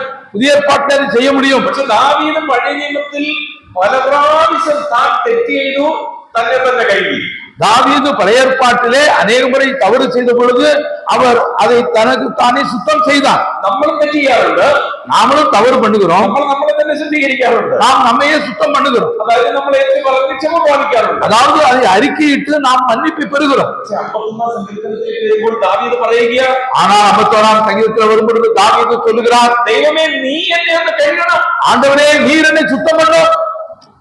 ഞാൻ എന്നെ തന്നെ കഴുകിയാൽ ഞാൻ വളരെ എനിക്ക് വേദനിക്കാതെ ഞാൻ കഴുകത്തുള്ളൂ. நான் என்னை சுத்தம் பண்ணினால் எனக்கு வேதனை வராத நிலைமையில தான் அதை மிக மிக மிக சுலபமாக நான் அதை சுத்தம் നമ്മുടെ பண்ண. കയ്യിൽ കുറച്ച് പെയിന്റോ കറയോ എന്തെങ്കിലും പറ്റിയാൽ ഞാൻ വളരെ സോഫ്റ്റ് ആയിട്ട് മാത്രമേ അത് കഴുകത്തുള്ളൂ. என்னுடைய கையிலே ஏதாவது பெயிண்டோ ஏதாவது கரை இருக்குமானால் அதை போவதற்கு நான் மிக கவனத்தோடு அதிகமாக காயப்படாதபடி அதை நான் சுத்தம் பண்ணுவேன். പക്ഷെ എന്റെ ഹൃദയത്തിലെ കറകൾ ഞാൻ കഴുകുമ്പോൾ എനിക്ക് നോവാതെ ഞാൻ കഴുകത്തുള്ളൂ. ஆனால் என் இருதயத்தின் கரைகளை நான் கழுவி சுத்தம் பண்ணினால் எனக்கு ஒருபோதும் அந்த வேதனை இல்லாதபடிக்கு நான் செய்வேன். പക്ഷെ ദൈവം നമ്മളെ കഴുകിയാൽ, ஆனால் தேவன் கழுவாரானால் ആ വേദന സഹിക്കാൻ നമുക്ക് പാടാറില്ല. அந்த வேதனையை நம்மாலே சகிக்க முடியாது. പക്ഷെ ദാവീദ് ദൈവത്തോട് പറഞ്ഞു, നീ എന്നെ കഴുകണം. ஆகவேதான் தாவீது கர்த்தரிடத்திலே சொன்னார், கர்த்தாவே நீர் என்னை கழுவும். പക്ഷെ നീ എന്നെ കഴുകിയാൽ, நீர் என்னை கழுவினார், എന്റെ വേദന ഉണ്ടല്ലോ, என்னுக்கு வருகிற வேதனை இருக்கிறது அல்லவா, പ്രാവശ്യം ഞാൻ ഒരു തെറ്റ് ചെയ്യുമ്പോൾ എന്നെ ഓർമ്മപ്പെടുത്തുന്ന വേദനയായി. அடுத்த தடவை நான் ஒரு தவறு செய்யும் பொழுது அது எனக்கு நினைவுபடுத்துகிற வேதனையாயிருக்கும். அந்த நினைவுகள், அந்த நினைவுகள் ഇനി ഒരു തെറ്റിന് കാരണമാകാതിരിക്കുവാൻ എന്റെ മെമ്മറിയിലേക്ക് അത് വന്നുകൊണ്ട് இனி ஒரு தவறை நான் செய்யாதிருக்கும்படியாக என்னை அது மிகவும் கவனமாய் பாதுகாக்கிறது. 51 സങ്കീർത്തനം വന്നിട്ട് 51 സങ്കീதத்தை எடுத்துக்கொள்ளுங்களேன். 51 സങ്കീർത്തനത്തിൽ നമ്മൾ ഇങ്ങനെ വായിക്കുന്നുണ്ട്, പല വാക്യങ്ങളുണ്ട്. അതിന്റെ 10ാമത്തെ വാക്യം, 51 சங்கீதத்திலே பல வசனங்கள் இருந்தாலும் 10வது வசனத்தை வாசிக்கலாம். വായിക്കുന്നു, ദൈവമേ നിർമ്മലനായ ഒരു ഹൃദയം എന്നിൽ സൃഷ്ടിക്കണം. அங்கே அவர் சொல்லுகிறார், தேவனே சுத்த இருதயத்தை என்னிலே சிருஷ்டியும். ഒരു നിർമ്മലമായ ഹൃദയം, ஒரு சுத்த இருதயம். ആത്മീയമായ ഒരു പർവ്വതാരോഹണം എനിക്ക് ചെയ്യണമെന്നുണ്ടെങ്കിൽ എനിക്ക് വേണ്ട ഏറ്റവും പ്രധാനം എന്റെ ഹൃദയം നിർമ്മലമായിരിക്കണം. ஆவிக்குரிய அந்த மலையேற்றத்தை நான் செய்ய வேண்டுமானால் அதற்கு தேவையான மிக முக்கியமான ஒரு விஷயம், என் இருதயம் சுத்தமாக இருக்க வேண்டும். നമ്മുടെ ഹൃദയം ശുദ്ധമാകണമെങ്കിൽ நம்முடைய இருதயம் சுத்தமாக வேண்டுமானால் 17ാമത്തെ വാക്യം, 17வது வசனம், ദൈവത്തിന്റെ ഹനനയാഗങ്ങൾ തകർന്നിരിക്കുന്ന മനസ്സ്. தேவனுக்கு பிரியமுள்ள ஒரு பலி என்னவென்றால் அங்கே நொறுங்குண்டதும் நறுங்குண்டதுமான இருதயம். തകർന്നും നുറുങ്ങിയിരിക്കുന്ന ഹൃദയത്തെ ദൈവമേ നീ നിരസിക്കുകയില്ല. நொறுங்குண்டதும் நறுங்குண்டதுமான இருதயத்தை நீர் புறக்கணியீர்.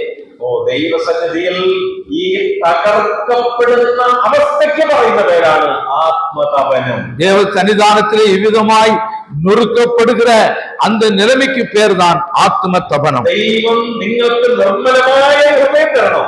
தேவன் உங்களுக்கு ஒரு சுத்தமான இருதயத்தை கொடுக்க வேண்டுமா? ഒരു പ്യൂർ ആയിട്ടുള്ള ഹൃദയം, ஒரு சுத்த இருதயம். നമ്മുടെ ഹൃദയം എപ്പോഴും കപടം നിറഞ്ഞതാ, நம்முடைய இருதயம் எப்பொழுதும் கபடம் நிறைந்தது, വിഷമമുള്ളതാ. அது மிகவும் பொல்லாததாகும். അത് എപ്പോഴും മാലിന്യപ്പെട്ടുകൊണ്ടിരിക്കാനായിട്ട് സാധ്യതയുള്ളത്. அது எப்பொழுதும் அது கெட்டு போவதற்கான வாய்ப்பு இருக்கிறது. ദൈവസന്നിധിയിൽ നമ്മൾ തകർന്നും നുറുങ്ങിയിരിക്കുന്ന ഒരവസ്ഥ നമുക്കുണ്ടെങ്കിൽ തീർച്ചയായിട്ടും നിർമ്മലമായ ഹൃദയം നമുക്കുണ്ടായി. தேவ சன்னிதானத்திலே நொறுங்குண்ட நிலைமையிலே நறுங்குண்ட நிலைமையிலே நம்முடைய ஆவி இருக்கும் பொழுது நிச்சயமாக நமக்கு ஒரு சுத்த இருதயம் உண்டாகும். ഒരു സന്ധ്യ നമ്മുടെ ജീവിതത്തിൽ തകർന്ന നുറുങ്ങിയ ഹൃദയത്തോടെ ആരംഭിക്കുകയാണെങ്കിൽ, ஒரு மாலை பொழுது நொறுங்குண்ட நிலைமையிலே நறுங்குண்ட நிலைமையிலே நம்முடைய இருதயம் அப்படிப்பட்ட நிலைமையிலே ஆரம்பிக்குமானால் ഒരു നല്ല സന്തോഷമായ സ്ഥിരമായ ഒരു പ്രത്യാശയുള്ള നിർമ്മലമായ ഒരു വിശ്വാസം നമുക്കുണ്ടായി. அவ்விதமாய் நமக்கு ஒரு நம்பிக்கை தருகிற, சந்தோஷம் தருகிற, ஒரு உற்சாகம் தருகிற ஒரு அதிகாலை நமக்கு உண்டாகும். ഒരു പ്യൂർ ഹാർട്ട് നമുക്കുണ്ടാകണമെങ്കിൽ ஒரு புதிய இருதயம் நமக்கு உண்டாகும். ഏതാണ്ട് 6 കാര്യങ്ങൾ വേണമെന്ന് ബൈബിള് പറയുന്നു. 6 விஷயங்கள் இது தொடர்பிலே வேண்டும் என்று சொல்லப்பட்டிருக்கிறது. ഒന്നാമത്തെ കാര്യം, 1வது காரியம், broken heart. அங்கே ஒரு நொறுங்குண்ட இருதயம். എന്താണ് തകർന്ന ഹൃദയം എന്ന് പറയുന്നത്? அங்கே நொறுங்குண்ட இருதயம் என்று சொன்னால் என்ன அர்த்தம்? Confess our sins. நம்முடைய பாவங்களை அறிக்கையிடுதல், நம்முடைய பிரச்சனைகளை கர்த்தரிடத்திலே சொல்லுதல். എന്താണ് എന്റെ പ്രശ്നം, என்னுடைய பிரச்சனை என்ன, അത് ദൈവത്തോട് പറയുക. அதை தேவனிடத்திலே சொல்லுதல். അത് നിരപ്പ് പ്രാപിക്കാതെയുമായിട്ട് அது அறிக்கையிட்டு தேவனோடு நாம் ஒப்புரவாக வேண்டும்.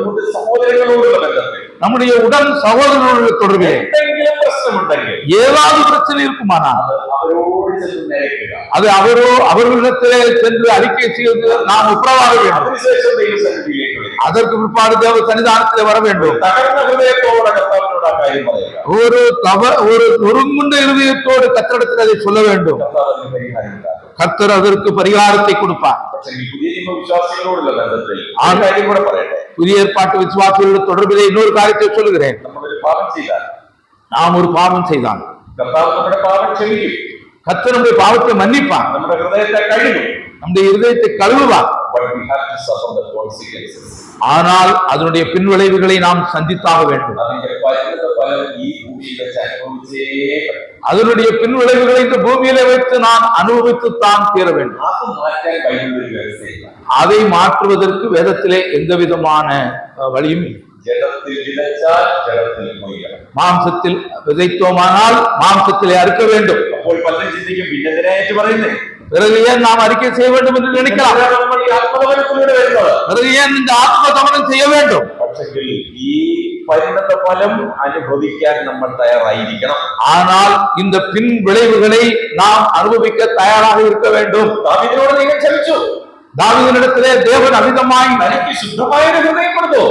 அவருக்கு ஒரு சுத்தமான இருதயத்தை கொடுத்தார். പറയാണ്, എന്റെ ഹൃദയപ്രകാരമുള്ള മനുഷ്യൻ. தேவன் சொல்லுகிறார், என் இருதயத்துக்கு ஏற்ற ஒரு மனிதன். ഓ, ഞാൻ പറയുന്നത് അവൻ അതുപോലെ ചെയ്യും. நான் சொல்வதை அவன் அதுபோலவே செய்கிறான். എന്നിട്ട് ദൈവം പറഞ്ഞു, നിനക്ക് ഞാൻ ഇതിന്റെ കോൺസിക്വൻസസ് തരും. ஆனால் நீ செய்ததற்குரிய பின் விளைவுகளை நான் உனக்கு கொடுத்தேன். അതിന്റെ പരിണിത ഫലം നീ അനുഭവിച്ചത്. அதனுடைய பின் விளைவுகளை நீ அனுபவித்துத்தான் தீர வேண்டும். നീ തിരഞ്ഞെടുക്കുന്നോ ഞാൻ തരണോ? நீ தெரிந்தெடுப்பாயா, அதாவது நான் கொடுக்கட்டுமா? നമ്മളായിരുന്നു എന്ത് പറഞ്ഞു? நாம இருந்தா என்ன சொல்லுவோம்? 4 ഇരട്ടി. அங்கே 4 மடங்கு, 4 ഇരട്ടി. 4 மடங்கு. ഓരോന്നും ദാവീദ് അനുഭവിക്കുമ്പോൾ, ஒவ்வொரு காரியம் நடக்கும் பொழுது ദാവീദ് കരഞ്ഞ് അലമുറയിട്ട് പറഞ്ഞ കാര്യമുണ്ട്, അബ്ശാലോമേ അബ്ശാലോമേ നിനക്ക് പകരം ഞാൻ മരിച്ചേക്കൊള്ളായിരുന്നു. தாவீது விதமாய் அலறி அழுதார், அப்சலோமே அப்சலோமே உனக்கு பதிலாக நான் மரித்திருந்தால் எவ்வளவு நலமாயிருக்கும். വരുന്ന ഫലം ഈ ഭൂമിയിൽ നമ്മൾ അനുഭവിച്ചേ പറ്റുകയുള്ളൂ. பிரியமானவர்களே, நாம் செய்ததற்குரிய பின் விளைவுகளை இந்த பூமியில் வைத்து நாம் அனுபவித்துத்தான் ஆக வேண்டும். എന്തിനെ കോൺസിക്വൻസസ് ദൈവം നമുക്ക് തരുന്നു? ஏன் இப்படிப்பட்ட பின் விளைவுகளை கர்த்தர் கொடுக்கிறார்? that we may not repeat that again. அப்பொழுதுதான் அவன் அதை திரும்ப செய்ய மாட்டான். ഇത് പിന്നീട് ഒരിക്കലും ആവർത്തിക്കാതിരിക്കാൻ ദൈവം കോൺസിക്വൻസസ് തരും. இதை மறுபடியும் செய்யாமல் இருப்பதற்காக தேவன் அந்த விளைவுகளை கொடுக்கிறார். രണ്ടാമത്തെ കാര്യം, இரண்டாவது விஷயம், നമ്മൾ ദൈവത്തിന്റെ മക്കളാണ്. நாம் தேவனுடைய பிள்ளைகள். മക്കൾക്ക് ദൈവം ചിലത് വെച്ചിട്ടുണ്ട്, അത് ഉള്ളതാണ്. பிள்ளைகளுக்காகவே தேவன் சில காரியங்களை வச்சிருக்கிறார், அது அவர்களுக்குரியதுதான். അതിന്റെ ഓഹരിയാ, அதெல்லாம் அவர்களுடைய ஒரு உரிமை. എന്റെ അപ്പനും അമ്മയ്ക്കും 10 സെന്റ് സ്ഥലം ഉണ്ടെങ്കിൽ അവരുടെ കാലശേഷം അത് നമുക്കുള്ളതാ. என்னுடைய தகப்பனுக்கும் தாய்க்கும் 10 சென்ட் இடம் இருந்தா அதுல பங்கு எனக்கு கிடைக்க வேண்டிய உரிமை. അതിന്റെ അവകാശിയാണ് நான் அதற்கு உரிமையாளர். നമ്മൾ ദൈവത്തിന് അവകാശിയും ക്രിസ്തുവിന് കൂട്ടവകാശികളുമാണ്. நாம் தேவனுடைய சுதந்திரத்திலே பங்கடைகிறவர்களாக கிறிஸ்துவனுடைய உடல் சுதந்திரராக இருக்கிறோம். റോമാലേഖനം 8-ാം നമ്മൾ അങ്ങനെയാ വായിക്കുന്നത്. ரோமர் 8-ാം வாசிக்கிறோம். എന്താണ് ക്രിസ്തുവിന്റെ കൂട്ടവകാശി? அப்ப கிறிஸ்துவனுடைய உடன் சுதந்திரவாதி என்று சொன்னால் என்ன? സങ്കടപാത്രമായിട്ട് நம்முடைய ஆண்டவர் அவர் ஒரு ஒரு ஒரு வேதனை சகித்த ஒரு பாத்திரமாக மாறினார். அவர் பாடுகளால் பூரணப்படுத்தப்பட்டவரானார். அவர் பாடுகளினாலே பூரணப்படுத்தப்பட்டார். അതെല്ലാം നമുക്ക് ഓഹരിക്കാരാണ്. அது அதற்கெல்லாம் நாம் பங்காளிகள் தான். പൗലോസ് പറഞ്ഞ വാക്ക് കൊലോസ്യ ലേഖനത്തിൽ എന്റെ മനസ്സിലേക്ക് വരുന്നത് എങ്ങനെയാണ്? என்னுடைய மனதிலே பவுல் கொலோசியர் நிருபத்திலே சொன்ன வார்த்தைகள் நினைவுக்கு வருகிறது. ക്രിസ്തു ജഡത്തിൽ കഷ്ടം അനുഭവിച്ചതിൽ കുറവായിട്ടുള്ളത് ഞാൻ എന്റെ ശരീരത്തിൽ ഫിലപ്പ് ചെയ്യുകയാണ്.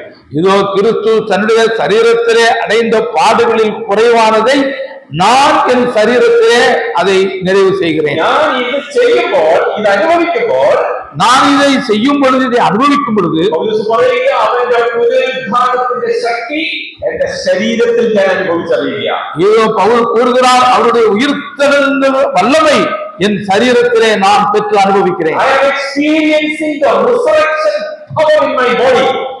என்னுடைய சரீரத்திலே என் ஆண்டவருடைய உயிர்த்தெழுதலின் வல்லமையை நான் அனுபவிக்கிறேன். ഞാൻ അനുഭവിക്കുന്ന കഷ്ടങ്ങൾ, அவர் கர்த்தருக்காக அவர் அனுபவிக்கிற பாடுகள் വളരെ വിലപ്പെട്ട ഒരു വിഷയമാണ്. பிரியமானவர்களே, மிகவும் இது விலை உயர்ந்த விஷயம். അപ്പോൾ ഏത് നിലയിലായിരുന്നാലും തകർക്കപ്പെടുന്ന ഒരു ഹൃദയം നമുക്കുണ്ടെങ്കിൽ തീർച്ചയായിട്ടും നമുക്ക് ദൈവമായിട്ട് ഒത്ത് ദൈവത്തെ കണ്ട് നമുക്ക് മുന്നോട്ട് പോകാനായിട്ട് സാധിക്കും. ஆகவே நிச்சயமாக நமக்கு ஒவ்வொருவருக்கும் ஒரு நொறுங்குண்ட இதயம் இருக்குமானால் தேவனை தரிசித்துக் கொண்டு அவரோடு கூட நாம் சேர்ந்து வாழ முடியும். ബാക്കിയുള്ളത് ഞാൻ ഓരോ പോയിന്റായിട്ട് ഞാൻ പറഞ്ഞു പോകാം. மீதமுள்ள காரியத்தை ஒவ்வொரு குறிப்பாக சொல்கிறேன்.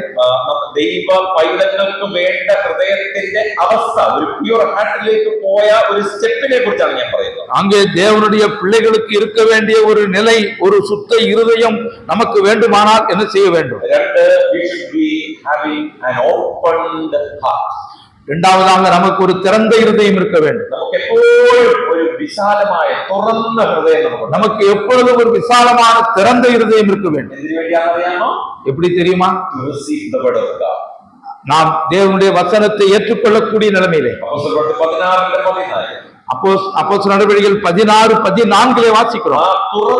തുറക്കപ്പെട്ട ഹൃദയത്തിലേക്ക് ദൈവവചനം കയറത്തക്ക നിലയിൽ നമുക്കൊരു ഹൃദയം ഉണ്ടായിരിക്കണം. நம்முடைய திறக்கப்பட்ட இருதயத்திலே தேவனுடைய வசனம் நுழைவதற்காக அப்படி நம்முடைய இருதயம் திறக்க வேண்டும். மூன்றாவது காரியம், we should have a single heart. நமக்கு ஒரு ஒரு ஒரு ஒரு சிறு ஒரு தனி இருதயம் வேண்டும். That means ஒரு ஏகாகிர ஹிருதயம், concentrating. ஒரே விருப்பம் உடைய ஒரு இருதயம் வேண்டும். എന്തിനാണെന്ന് അറിയാമോ ഒരു ഏകാഗ്ര ഹൃദയം നമുക്ക് വേണ്ടത്? ஏன் அந்த ஒரே விருப்பமுடைய இருதயம் நமக்கு வேண்டும்? serve our master faithfully. நம்முடைய எஜமானனை உண்மையாகவே சேவிக்கும்படியாக നമ്മുടെ കർത്താവിന് ആ ഏകാഗ്ര ഹൃദയം ഉണ്ടായിരുന്നു. நம்முடைய ஆண்டவருக்கு அந்த ஒரே மனமுடைய இருதயம் இருந்தது. മറ്റുള്ള കാര്യങ്ങളെല്ലാം നെഗ്ലക്ട് ചെയ്തിട്ട് ക്രൂശിനെ മാത്രം ഫോക്കസ് ചെയ്തുകൊണ്ടാണ് மற்ற காரியங்களை எல்லாம் அவர் புறந்தள்ளிவிட்டு சிலுவையை மாத்திரம் சுமந்து கொண்டு போகிறார். அப்படி போல நமக்கு ஒரே ஒரு விருப்பமுடைய இருதயம் இருக்க வேண்டும். எபேசியர் 6ஆம் அதிகாரம் 5வது வசனம். 4வது விஷயம், നമുക്കൊരു നിർമ്മലമായ ഹൃദയം വേണം. പുതിയ നിയമത്തിലെ വാക്യമാണ്. அந்த புதிய ஏற்பாட்டிலே நமக்கு ஒரு குற்றமில்லாத இருதயம் வேண்டும். അതായത് ശുദ്ധിയുള്ള ഹൃദയം, அதாவது பரிசுத்தமுள்ள இருதயம். എന്തിനാണെന്ന് അറിയാമോ? ஏன் தெரியுமா? നമ്മൾക്ക് നിർമ്മലമായിട്ട് മറ്റുള്ളവരെ സ്നേഹിക്കാൻ, நாம் பரிசுத்தமாக மற்றவர்களை நேசிப்பதற்கு, നമ്മുടെ കർത്താവിനെ സ്നേഹിക്കാൻ, நம்முடைய ஆண்டவரை நேசிப்பதற்கு. 1 പത്രോസ് 1-ാം അധ്യായം 22-ാമത്തെ വാക്യം. 1 പേതുரு 1-ാം அதிகாரம் 22வது வசனம். അവിടെ വായിക്കുന്നത് മറ്റുള്ളവരെ നിർവ്യാജമായിട്ട് സ്നേഹിക്കുവാൻ. அங்கே சொல்லப்பட்டிருக்கிறது மற்றவர்களை நாம் உண்மையாகவே நேசிக்க வேண்டும். നമ്മൾ വ്യാജ ഹൃദയത്തോടെ നമ്മൾ ഈ സ്നേഹം കൊണ്ടുവരുന്നത്. நாம பொய்யான இருதயத்தோடு இந்த அன்பை பாராட்டக்கூடாது. 5ാമത്തെ കാര്യം, 5வது விஷயம், we have a true heart. நமக்கு ஒரு உண்மையான இருதயம், നമുക്കൊരു ശരിയായ ഹൃദയം നമുക്ക് വേണം. நமக்கு ஒரு உண்மையான சரியான இருதயம் வேண்டும். നമുക്കൊരു നേരുള്ള ഹൃദയം വേണം. நமக்கு ஒரு செம்மையான இருதயம் வேண்டும். എന്തിനു വേണ്ടിയാണ് അറിയാം? ஏன் தெரியுமா? 10-ാം അധ്യായം 22-ാമത്തെ വാക്യം. எபிரேயர் 10-ஆம் அதிகாரம் 22வது வசனம். നമുക്കൊരു ശുദ്ധ മനസാക്ഷിയോടെ ശുദ്ധ ഹൃദയത്തോടെ നമുക്ക് ദൈവസന്നിധിയിൽ വരാം. நாம் ஒரு சுத்த மனசாட்சி உள்ள இருதயத்தோடு தேவ சன்னிதானத்திலே வர வேண்டும். To draw near to God. அங்கே கிருபாசன தண்டைகளை நெருங்குவதற்கு, അങ്ങനെ നേരുള്ള ഹൃദയം, ശുദ്ധിയുള്ള ഹൃദയത്തോടു കൂടെ മാത്രമേ ദൈവസന്നിധിയിലേക്ക് നമുക്ക് അടുത്ത് വരാനായിട്ട്. அப்படியாக சுத்த இருதயத்தோடு தான், அந்த நல்மனசாட்சியுடைய இருதயத்தோடு தான் தேவ சன்னிதானத்திலே வர வேண்டும். 6வது ഒരു നിർണയിക്കപ്പെട്ട ഹൃദയം നമുക്ക് ഉണ്ടായിരിക്കണം. ஒரு நிச்சயமுள்ள ஒரு இருதயம் நமக்கு இருக்க வேண்டும். Purposed heart. அதே ஒரு நோக்கம், ஒரு நிச்சயம் நமக்கு இருக்க வேண்டும். എന്തിനു വേണ്ടിയാണ് അറിയാമോ? ஏன் தெரியுமா? To cling unto the Lord. കർത്താവിനോട് പറ്റിച്ചേർന്ന് നിൽക്കുക. நாம் கர்த்தரை உறுதியாக பற்றிக் கொள்வதற்காக. അപ്പോസ്തലരുടെ 11-ാം അധ്യായത്തിൽ നമ്മൾ വായിക്കുന്നുണ്ട്. அப்போஸ்தலர் நடவடிக்கைகள் 11ஆம் அதிகாரத்தில் வாசிக்கிறோம். 11-23. அந்த 11ஆம் அதிகாரம் 23வது வசனம். ഹൃദയ നിർണയത്തോടെ കർത്താവിനോട് ചേർന്ന് നിൽക്കുക. அந்த இருதயத்திலே ஒரு நிர்ணயத்தோடு, ஒரு உறுதியோடு கூட ஆண்டவரோடு சேர்ந்து இருக்க வேண்டும். ഇതാണ് ഹൃദയശുദ്ധിയുള്ളവർ ഭാഗ്യവാന്മാരെന്ന് പറഞ്ഞത്. இதை குறித்து தான் இருதயத்திலே சுத்தமுள்ளவர்கள் பாக்கியவான் என்று எழுதப்பட்டிருக்கு. ബൈബിളിൽ പറയുന്നു നമ്മുടെ ഹൃദയം ശുദ്ധിയുള്ളതായിരിക്കണം.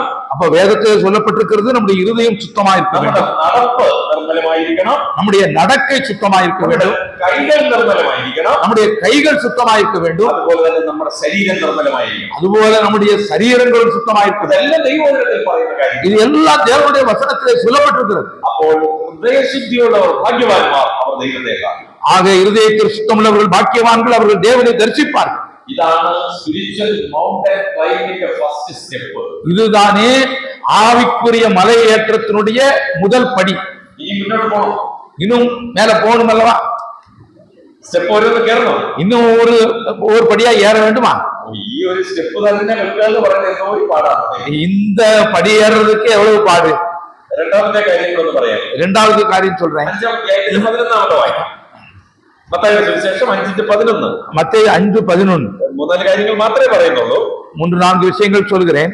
എന്റെ നിമിത്തം നിങ്ങളെ പഴിക്കുകയും என் நிமித்தம் உங்களை நிந்தித்து ഉപദ്രവിക്കുകയും துன்பப்படுத்தி നിങ്ങളെ കുറിച്ച് അല്ലെങ്കിൽ നിങ്ങളെ കൊണ്ട് உங்கள் பேரில் എല്ലാ തിന്മയും കളവായി പറയുകയും ചെയ്യുമ്പോൾ பலவிதமான தீமையான மொழிகளை பொய்யாய் சொல்வார்களானால் നിങ്ങൾ ഭാഗ്യവാന്മാർ, நீங்கள் பாக்கியவான். നിങ്ങളുടെ പ്രതിഫലം വലുതാകെ, உங்களுடைய பிரதிபலன் பெரிதாக இருக்கும். നിങ്ങൾ സന്തോഷിക്കണം. நீங்கள் அதை குறித்து சந்தோஷப்பட வேண்டும். പറ്റുമോ നമ്മളെ കൊണ്ട്? இது நம்மால முடியுமா? എല്ലാ പ്രശ്നവും നമ്മുടെ തലയെ കൊണ്ടിടുകയാണ്. எல்லா பிரச்சனைகளையும் நம்முடைய தலையில போடுறாங்க.